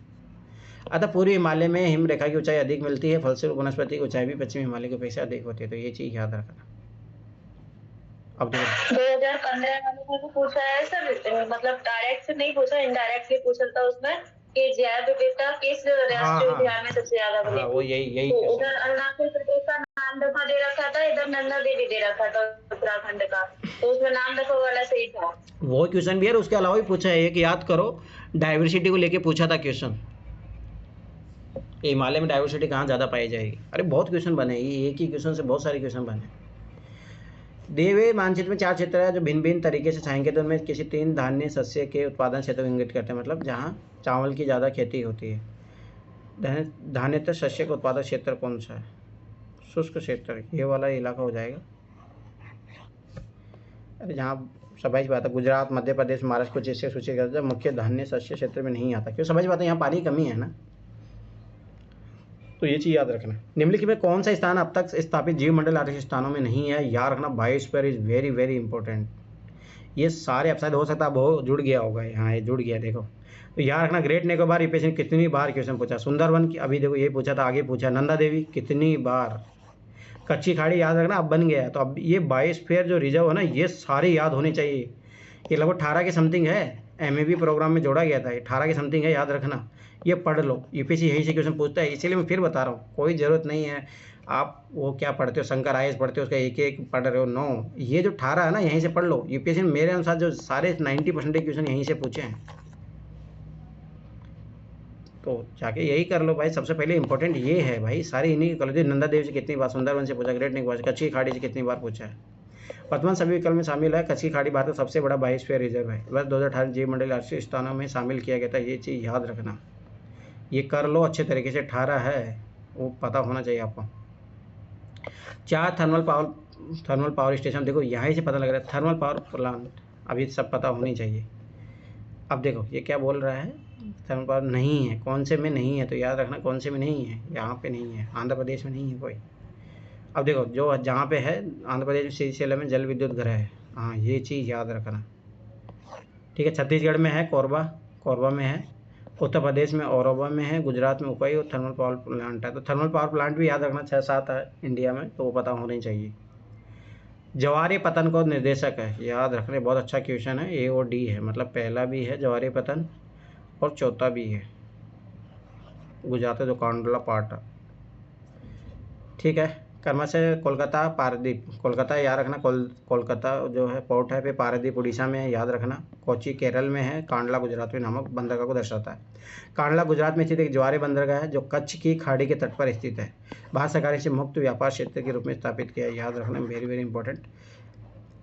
कोलकाता बंदरगाह सागर तट से 148 किलोमीटर अंदर हुगली नदी के किनारे स्थित है। यह नदी पतन के साथ ही कांडला की भांति ज्वारे पतन है, ये पता होना चाहिए। कौन सा राष्ट्रीय राजमार्ग अमृतसर से दिल्ली होते हुए कोलकाता को जोड़ता है? भी छोड़ो ये सब सारी चीज़ें, पर आजकल देखना है दिल्ली, मथुरा, आगरा, कानपुर, प्रयागराज, वाराणसी, मोहनिया, बहरई, पलती से, अब इतना याद रखने पर। NH1 उड़ी से लेह है, NH2 डिब्रूगढ़ से तुइंग, NH4 अंडमान निकोबार द्वीप समूह। अभी इतना याद रखने की जरूरत नहीं, पगला जाओगे भाई। देखो एक आध क्वेश्चन के लिए टेंशन नहीं लेना। अब देखो ये उल्का क्या होते हैं ये पता होना चाहिए, ठीक है। ये बाह्य अंतरिक्ष से पृथ्वी के वायुमंडल में प्रविष्ट हुए द्रव्य का अंश है, तो याद रखना यही जलते हुए प्रतीत होते हैं। उल्का ही होती है जो आपको लगता है कि तारा टूट के आ गया उल्का पिंडी होते हैं, याद रखना।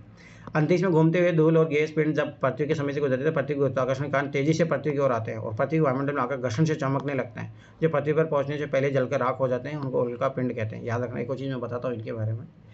देखो मोस्टली अपन देखना, अरे कौन सी किसने देखी वो शाहरुख खान की वो मूवी, वो टूटते हुए तारे को कुछ होता है, कौन सी थी वो मूवी? जीरो। हाँ अरे जीरो नहीं, अरे जीरो ही थी सर, उसमें वो ना टूटते हुए तारों से सर ना, और सर हाथों से तोड़ देते हैं तारों, बहुत तगड़ा। अरे नहीं तुम अलग बात कर रहे हो, मैं अलग बात कर रहा हूँ। याद करो जिसमें आगे जाके वो काजोल से शादी करता है, दूसरी शादी करता है, प्रीति जिंटा होती है, मैं उसकी बात कर रहा हूँ। तो उसमें बोलता है कि अपनी बेटी को बोलता है कि तारा टूटते हो इच्छा मांगते हो पूरी हो जाती है उस टाइप का है, वो उल्का पिंड होते हैं, याद रखना पहली बात। दूसरी बात, आपने खुद ने भी देखा होगा बहुत बार रात में ऐसा होता है कि कुछ ऐसे जा रहा है, ठीक है, और याद रखना गायब हो जाता है। परंतु महाराष्ट्र में एक लेक है जो इन्हीं के कारण बनी है। अरे ये आपके देखो मेंस में भी यूपीएससी 2024 में क्वेश्चन पूछा कि अगर ये याद रखना इनका जो है ज़्यादा बढ़ता है, अगर मान लो कि बहुत बड़ा पिंड अगर भारत के क्या है, हाँ वो चीज़ याद रखना। तो जैसे अगर मान लो ये बहुत बड़ा पार्ट जैसे लुनार झील जैसा, अगर ऐसा कोई बड़ा पार्ट पृथ्वी से टकरा गया, ठीक है, तो बहुत बड़ी दिक्कत हो जाएगी। तो ऐसा बोला जाता है ये चीज़ यार। विली विली ऑस्ट्रेलिया में चक्रवात को कहते हैं, ये चीज़ याद रखना। उत्तर पश्चिमी ऑस्ट्रेलिया को उष्णकटिबंधीय चक्रवात। अब देखो चक्रवात बहुत इंपॉर्टेंट है। जब कभी कहीं निम्न वायुदाब, याद रखना लो प्रेशर क्षेत्र चारों ओर से उच्च वायुदाब से घिर जाता हो, ये याद रखना। जब यहाँ ये लो प्रेशर हो, ये हाई प्रेशर बढ़ता जाए। 2020 का क्वेश्चन। तो हवाएं बाहर से अंदर की ओर चक्राकार गति में चलती है, बाहर से अंदर की ओर ऐसे करके, याद रखना। तो इन्हें चक्रवाती पवन कहते हैं। इन्हें भिन्न भिन्न देशों में भिन्न भिन्न नाम से जाना जाता है। ऑस्ट्रेलिया के उत्तर पश्चिम में चलने वाली उष्णकटिबंधीय चक्रवात को विली विली कहते हैं। उत्तरी अंटार्कटिका को पूरी अमेरिका के तटों पर उठने वाले चक्रवात को हैरिकेन, याद रखना। चीन जापान में टाइफून कहा जाता है। अब ये बेसिक क्वेश्चन है। तापमान दिया, एक ग्राफ संसार किस जलवायु क्षेत्र का होता है, याद रखना। आर्द्र उष्णकटिबंधीय है। स्वाभाविक सी बात है। टेम्परेचर कितना जा रहा है, औसत वर्षा कितनी जा रही है, औसत तापमान कितना जा रहा है, देखो 15 से 25, वही सब चीज़ें छोड़ो। तो याद रखना आर्द्र और शुष्क कटिबंधीय जलवायु जो है उसको दिखाता है। निम्नलिखित में तो कौन सा महाद्वीप संसार में सर्वाधिक माध्य ऊंचाई वाला है, कौन सा? दक्षिणी ध्रुव, अंटार्कटिका, याद रखना ये चीज़। श्वेत महाद्वीप के नाम से मतलब बर्फ ही बर्फ है, इसलिए श्वेत महाद्वीप भी कहते हैं। प्रसिद्ध अंटार्कटिका विश्व का 500 बड़ा महाद्वीप है। यह दक्षिणी गोलार्ध में स्थित है, जिसके लगभग केंद्र में दक्षिणी ध्रुव है। यह संसार का सर्वाधिक माध्य ऊंचाई वाला महाद्वीप है। यह महाद्वीप विज्ञान और वैज्ञानिकों के लिए अद्वितीय स्थल है। दक्षिणी ध्रुव पर विश्व स्तर के अनेक विज्ञान केंद्र स्थापित किए गए हैं। ये उत्तरी अमेरिका महाद्वीप के मध्य अमेरिका देश, कैरिबियन द्वीप तथा ग्रीनलैंड शामिल है। दक्षिणी अमेरिका विश्व का चौथा विशाल महाद्वीप है। यह उत्तरी अमेरिका से पनामा के स्थल रूट मध्य से जुड़ा हुआ है, याद रखना। ये भी चीज़ पता होनी चाहिए। एशिया महाद्वीप उत्तरी गोलार्ध में स्थित है। यह पश्चिमी यूरोप महाद्वीप से संलग्न है और यह पूरे विश्व भू क्षेत्र का 29.2% है। छोड़ो। ग्रीनविच के देशांतर रेखा से पूर्व या पश्चिम में स्थित होने का आधार निम्नलिखित कौन देशों मानक समय ग्रीनविच माध्य समय से या तो आगे है या पीछे। छोड़ो, ये पीछे ना, ज़्यादा जरूरत नहीं है क्वेश्चन। ग्रीनविच माध्य से आगे पीछे क्रम दृष्टि से इनके मानक समय में कौन सा क्रम सही है, तो सबसे पहले आएगा जापान आएगा, क्योंकि जापान तो बहुत दूर है ना, तो सबसे ज़्यादा उसका टाइम पीरियड तो उसी का ज़्यादा रहेगा, समय से आगे से पीछे है, ठीक है। तो सबसे आगे वो रहेगा। उसके बाद में तुम्हारा क्या आएगा, इराक आएगा, क्योंकि देखो जापान यहाँ है, इराक है। फिर अब जैसे जैसे नज़दीकी बढ़ती जाएगी इससे वही कम होता जाएगा। फिर आएगा ग्रीस, यूनान आएगा, ठीक है। फिर क्यूबा आएगा, फिर उसके बाद में तुम्हारा कोस्टा रिका। तो ये वो उसी आधार पे बनाया गया है। सूर्य से पूर्व दिशा में उदित एवं पश्चिम दिशा में अस्त होने के कारण ग्रीनविच रेखा के पूर्व में स्थित देशों में सूर्योदय पहले होता है तथा पश्चिम में स्थित देशों में सूर्योदय बाद में होता है। साथ ही साथ वहाँ क्रमशः आगे पीछे रहता है। विकल्प में पूर्व से पश्चिम में स्थित देश जापान, फिर इराक है, यूनान, क्यूबा, कोस्टा रिका। भारत के तटीय क्षेत्र में ये भाग व्यतीत होते हैं। क्या है ये अंतर्जलीय उच्चावच रेखा है। छोड़ो, अब इतना जरूरत नहीं है। श्रीलंका में कॉफी कृषि किस रोग के कारण बंद कर दी गई थी। छोड़ो, कोई मतलब नहीं, पर याद रखना। आपकी बात मैं बताता हूँ। इंडिया का ना सेकंड लार्जेस्ट एक्सपोर्टर भी हो गया, प्रोडक्शन भी हो गया चाय में। तो याद रखना कि चाय से क्वेश्चन बन सकता है। करंट अफेयर में चर्चा में है और जो भारत इंडिया ईयर बुक है उसमें भी है। तो याद रखना, वेरी वेरी इंपॉर्टेंट। चाय के बारे में अच्छे से पढ़ लेना, क्वेश्चन आएगा आपकी बात, देख लेना। पहले PYQ में पूछा हुआ भी है। तो चाय अब क्या इंपॉर्टेंट है, याद रखना, क्योंकि सरकार ने इसको अपनी एक विशेष उपलब्धि के आधार पर बताया। अब देखो ये क्वेश्चन कर लेते हैं 2020 का क्वेश्चन, 2022 में 2 क्वेश्चन सोल्व हो जाते हैं आपके, अगर ये आइडिया होता तो सबसे पहले देखो ये कजाकिस्तान है, ये वाला कजाकिस्तान है, ठीक है। फिर उसके बाद में तुम्हारा ये तुर्कमेनिया है, फिर उसके बाद में उज्बेकिस्तान है ये, ठीक है। फिर उसके बाद में किर्गिजिया है ये, और ये वाला आखिरी वाला जो इलाका तजाकिस्तान है। तो 2022 के क्वेश्चन देखना। अगर आपको ओनली जस्ट ये आइडिया होता तो उससे भी क्वेश्चन बना लेते आप। क्या रखना, सब पहले दक्षिण देश पूर्व सोवियत संघ के एशियाई गणराज्य थे जो रूस से पृथक होकर स्वतंत्र देश के रूप में। कजाकिस्तान की राजधानी अस्ताना है, तुर्कमेनिस्तान की राजधानी अशगाबाद है, उज्बेकिस्तान की राजधानी ताशकंद है, ताशकंद में तो नेहरू की मौत हुई थी, किर्गिजिया की राजधानी बेशेक है, तो तजाकिस्तान की राजधानी दुशांबे। थोड़ा बहुत पता होना चाहिए। छोड़ो, अब ये पहले पूछता था रेल वेल कहाँ सबसे बड़ी रेल वेल है। छोड़ो, पनाबित तो नहीं पूछता है। A का 5 है, यूरोपीय पार महाद्वीप रेल पेरिस से वार्सा तक है। अब ये चीज़ें, ये क्वेश्चन देखो इंपॉर्टेंट नहीं है, बस थोड़ा बहुत ये देख लो। पार एंडी सेल याद रखना, पेरिस से इस्तांबुल है। पार साइबेरिया सेल कहाँ पे है? लेनिनग्राड से व्लादिवोस्टोक है। ओरिएंटल एक्सप्रेस याद रखना, बी का 1, तो इसका मतलब बी का गलत मिला है अपन को, तभी तो मैं भी देखो ये एंडीज श्रृंखला तो उधर है। छोड़ो, देखो यूरोपीय पार महाद्वीप रेल यूरोप का याद रखना, पेरिस से वार्सा। वार्सा संधि याद है? वार्सा पैक्ट हुआ था, किसके बीच हुआ था, कोई पता है किसी को?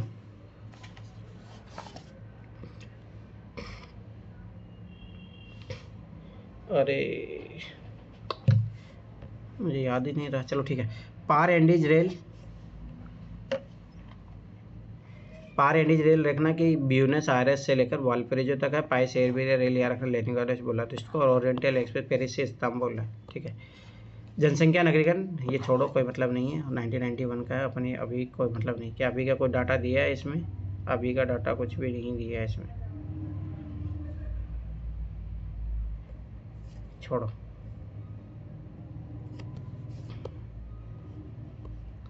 इनोमेटिकल एजुकेशन देख लो,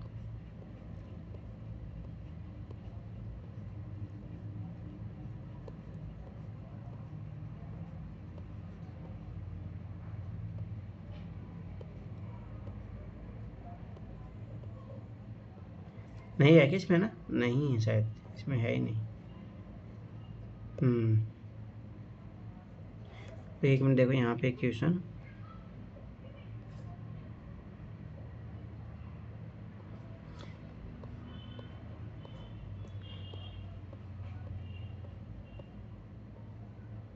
चलो ठीक है, फिर कल आगे करेंगे।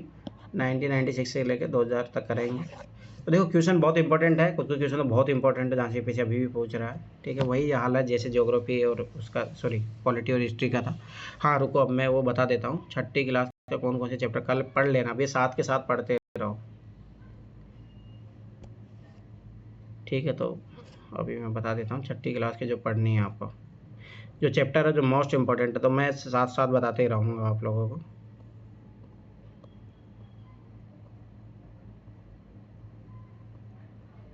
सारी पीडीएफ इधर ही तो रखा था मैंने, हाँ रुक जाओ।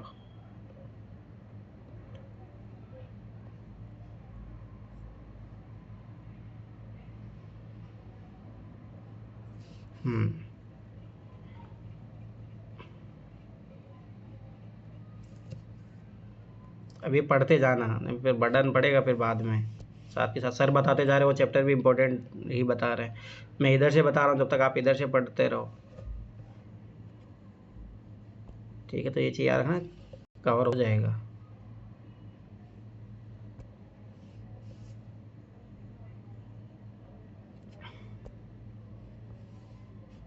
ठीक है, देखो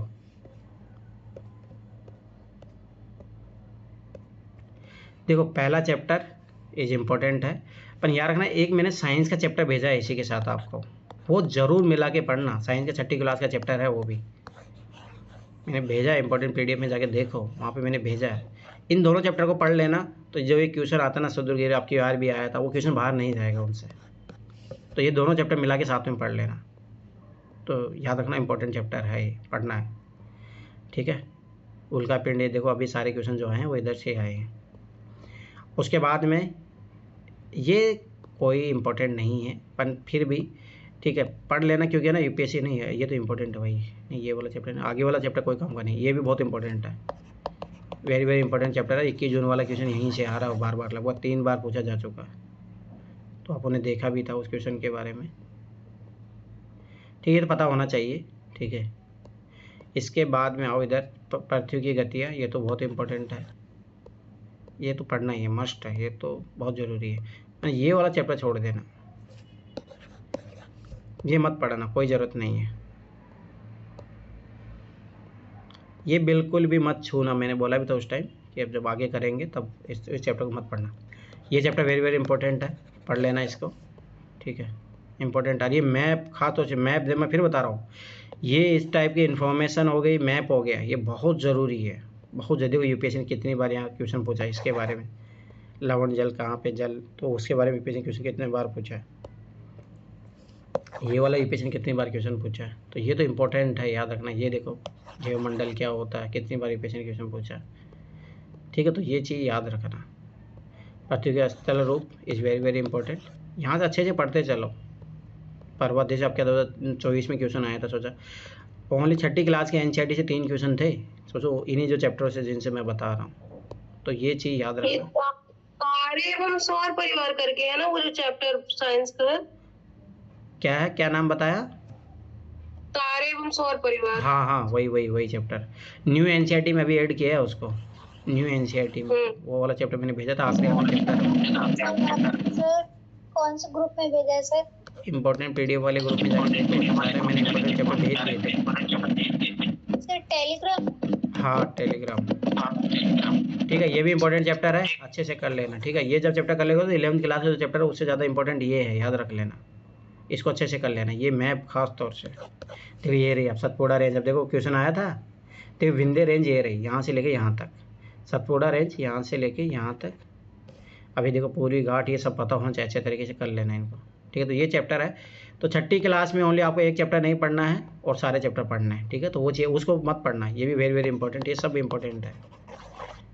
अरे इनको अच्छे से पढ़ लोगे तो आगे उतना ही कम पढ़ने की जरूरत पड़ेगी, ये चीज़ याद रख लेना। अब देखो ये सारे उष्णकटिबंधीय वर्षावन क्या होता है, क्या इनकी उपयोगिता होती है, सब कुछ है।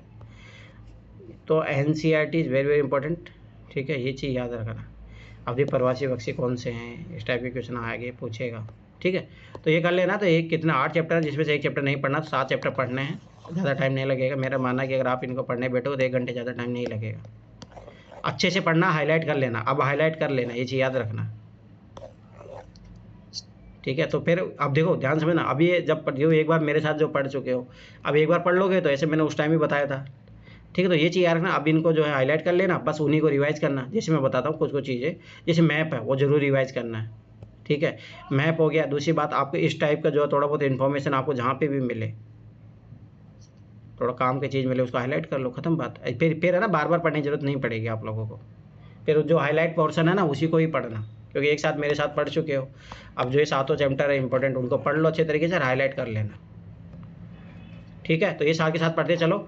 दूसरा होमवर्क है वो जो MAB प्रोग्राम है, मेन एंड बायोस्फीयर रिजर्व करके प्रोग्राम था, शायद यूनेस्को का है शायद वो, ठीक है। उसके तहत 18 जो है भारत में बायोस्फीयर रिजर्व है, जिनको बहुत ज़्यादा इंपॉर्टेंस दिया गया है, वहीं से यूपीएससी क्वेश्चन पढ़ रहा है। तो ये 18 के बारे में अच्छे से जाके पढ़ लो, नंदा देवी इसमें सब आएगा, सुंदरवन, ये सब इनको अच्छे से पढ़ लेना, ये दोनों काम कर लेना। तो आपका देखो यहाँ से मैं मानता हूँ 6ठी क्लास से एनसीईआरटी से आपके 2 क्वेश्चन जरूर मिलेंगे आपको 2025 में। अरे एक या 2 क्वेश्चन यहाँ से मिलेगा, तो 2-3 क्वेश्चन आपका। तो डेली इस तरीके से काम करते चलेंगे ताकि अपना फिक्स पोर्शन कंप्लीट होता चले कि भाई जहाँ से क्वेश्चन आएंगे ही 100% है, श्योर है।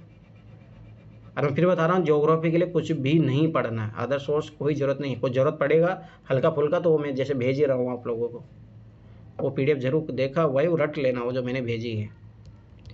चलो ठीक है, किसी कुछ पूछना तो पूछो, नहीं तो फिर क्लास वाइंड अप करते हैं। ये पढ़ लेना, ठीक है, साथ के साथ। किसी कुछ पूछना है? कल अपन सीसेट भी पढ़ेंगे, आज कोई दिक्कत नहीं है। चलो ठीक है, वो सीसेट हो जाएगा, टाइम नहीं लगेगा सीसेट में। पर हाँ, पैसेज की क्लासेस देखते रहो। मैं फिर 12 बता रहा हूँ, पैसेज की क्लासेस इसको 4-5 बार देखो उधर जाके। अरे एक चीज़ यार खान, जैसे ना पैसेज के लिए आप क्या क्या करो, जैसे एक दिन बैठो, मान लो कि आप 2011 से लेके 2023 तक, 24 मत लगाओ, अभी कोई ज़रूरत नहीं है, जब आंसर की आएगी तब आराम से लगाना। तो अभी क्या करो, 2011 से एक दिन है ना बैठ के पैसेज ही करो आप, ओनली 2011 से लेके। मैं फिर बता रहा हूँ, हर 10 दिन में ये काम करो आप लोग, जिनको सीसेट में डर लग रहा है। मैं फिर बार बताऊँ, सीसेट निकल जाएगा, मैं गारंटी साथ बता रहा हूँ। तो एक दिन बैठ के जितने भी टाइम लगा, मेरे अनुसार देखो मैं बताता हूँ भाई 30 मिनट लगती है, अगर आप मेरे मेथड को अप्रोच को फॉलो करते हो तो उसमें ऐसे ही करना, डायरेक्ट क्वेश्चन पढ़ना, उसी तरीके से करना, पैसे पढ़ने की जरूरत नहीं है। तो पहली बार जब आप मान लो कि 10 दिन में एक बार टारगेट रखोगे, तो पहली बार ये टारगेट रखना कि आप बिना जो है पैसे, बिल्कुल भी पैसे नहीं पढ़ोगे, सारे क्वेश्चन करोगे। अरे वो साइड में टेबल बनाओ कि मैंने 2011 में बिना पढ़े किए, इतने मिनट में हुआ। मेरे वहाँ 30 मिनट से ज़्यादा नहीं लगता है, ये चीज़ याद रखना। तो सब लोग ये काम करो और मेरे को फिर बताना कि सर हमारे इतने सही हो रहे, इतने गलत हो रहे, ठीक है। फिर आप लोग क्या करोगे, वीडियो देख लेना, वो 10 दिन में, मतलब ये आपका एक दिन का काम हो जाएगा। उसी दिन वीडियो देख लो फटाफट, स्पीड बढ़ा के देख लो, ठीक है। तो ये काम हो जाएगा आपका, ठीक है। जो गलती हो वो आप पकड़ लेना, आइडेंटिफाई कर लेना। फिर उसके बाद जैसे मान लो कि अभी स्टार्टिंग जैसे 1 अप्रैल है ना, आज 1 अप्रैल हो गई, तो आप लोग आज कल दे लेना ये चीज़, अगर जिनको सीसेट में अभी भी दिक्कत है, मैं फिर बता रहा हूँ कि उनको ये काम करना है, सीसेट तभी निकलेगा। तो आप 2 तारीख को बैठ कर कल जो है ये चीज़ कर लो, एकदम पूरा पैसेज लगा लो और फिर जो वीडियो देख लो। फिर उसके बाद में जो 11 से 20 तारीख है तो फिर उधर 19 तारीख को लगाओ।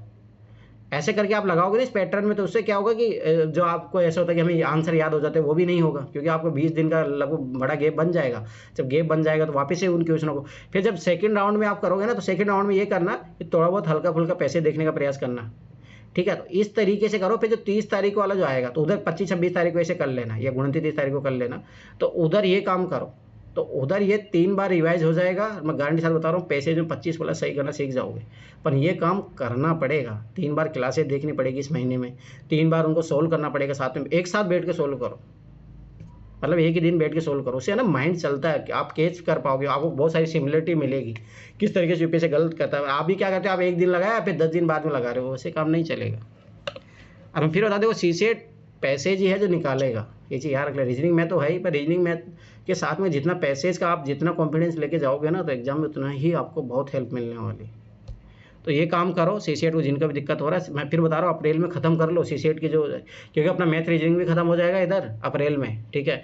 और आप पैसेज उधर से देख के कंप्लीट भी कर लेना। हो सकता है मैं पैसेज जो है 10 मई से पहले तो कंप्लीट करवा ही दूंगा। तो अगर सोचो सीसेट इधर ही अपना अप्रैल में ही खत्म कर लो ना सीसेट को, फिर जैसे मैं एक बार रिवीजन करवा दूंगा उधर, फिर उधर आराम से अपन रीजनिंग में दोबारा फिर रिवीजन कर लेंगे। तो सीसेट का डर खत्म हो तो फिर आप आराम से जीएस ओनली, फिर सीसेट जो है मेरी क्लास के साथ देखते रहना, बस उधर फिर वही पढ़ो। हाँ सर सही रहेगा, इधर ही खत्म करवा दीजिए सर। हाँ, जीएस तो इधर हो जाएगा खत्म, आराम से खत्म हो जाएगा। फिर हल्का फुल्का सीसेट अपन पढ़ता रहेगा, तो आप उधर जीएस पढ़ते रहना पूरा दिन भर, मैं हल्का फुल्का आपको जो है ये सीसेट रिवाइज करवाते रहूँगा डेली। सीसेट तो करते रहेंगे अपन, आखिरी तक छोड़ेंगे नहीं। हाँ, एक जीएस में कुछ भाई नया ट्रिक मुझे कुछ पता लगा, तो वो ऐसे अपन कुछ इंपॉर्टेंट टॉपिक करंट अफेयर के वो थोड़ा बहुत देखते रहना, बस हल्का फुल्का, ठीक है। चलो ठीक है, कल फिर 7:30 बजे मिलते हैं। अगर आप लोग 7:30 पे एग्री कर रहे हो तो कोई दिक्कत नहीं, 7:30 ही करते हैं, ठीक है। चलो ठीक है, बाय बाय, गुड नाइट, सो जाओ जाके।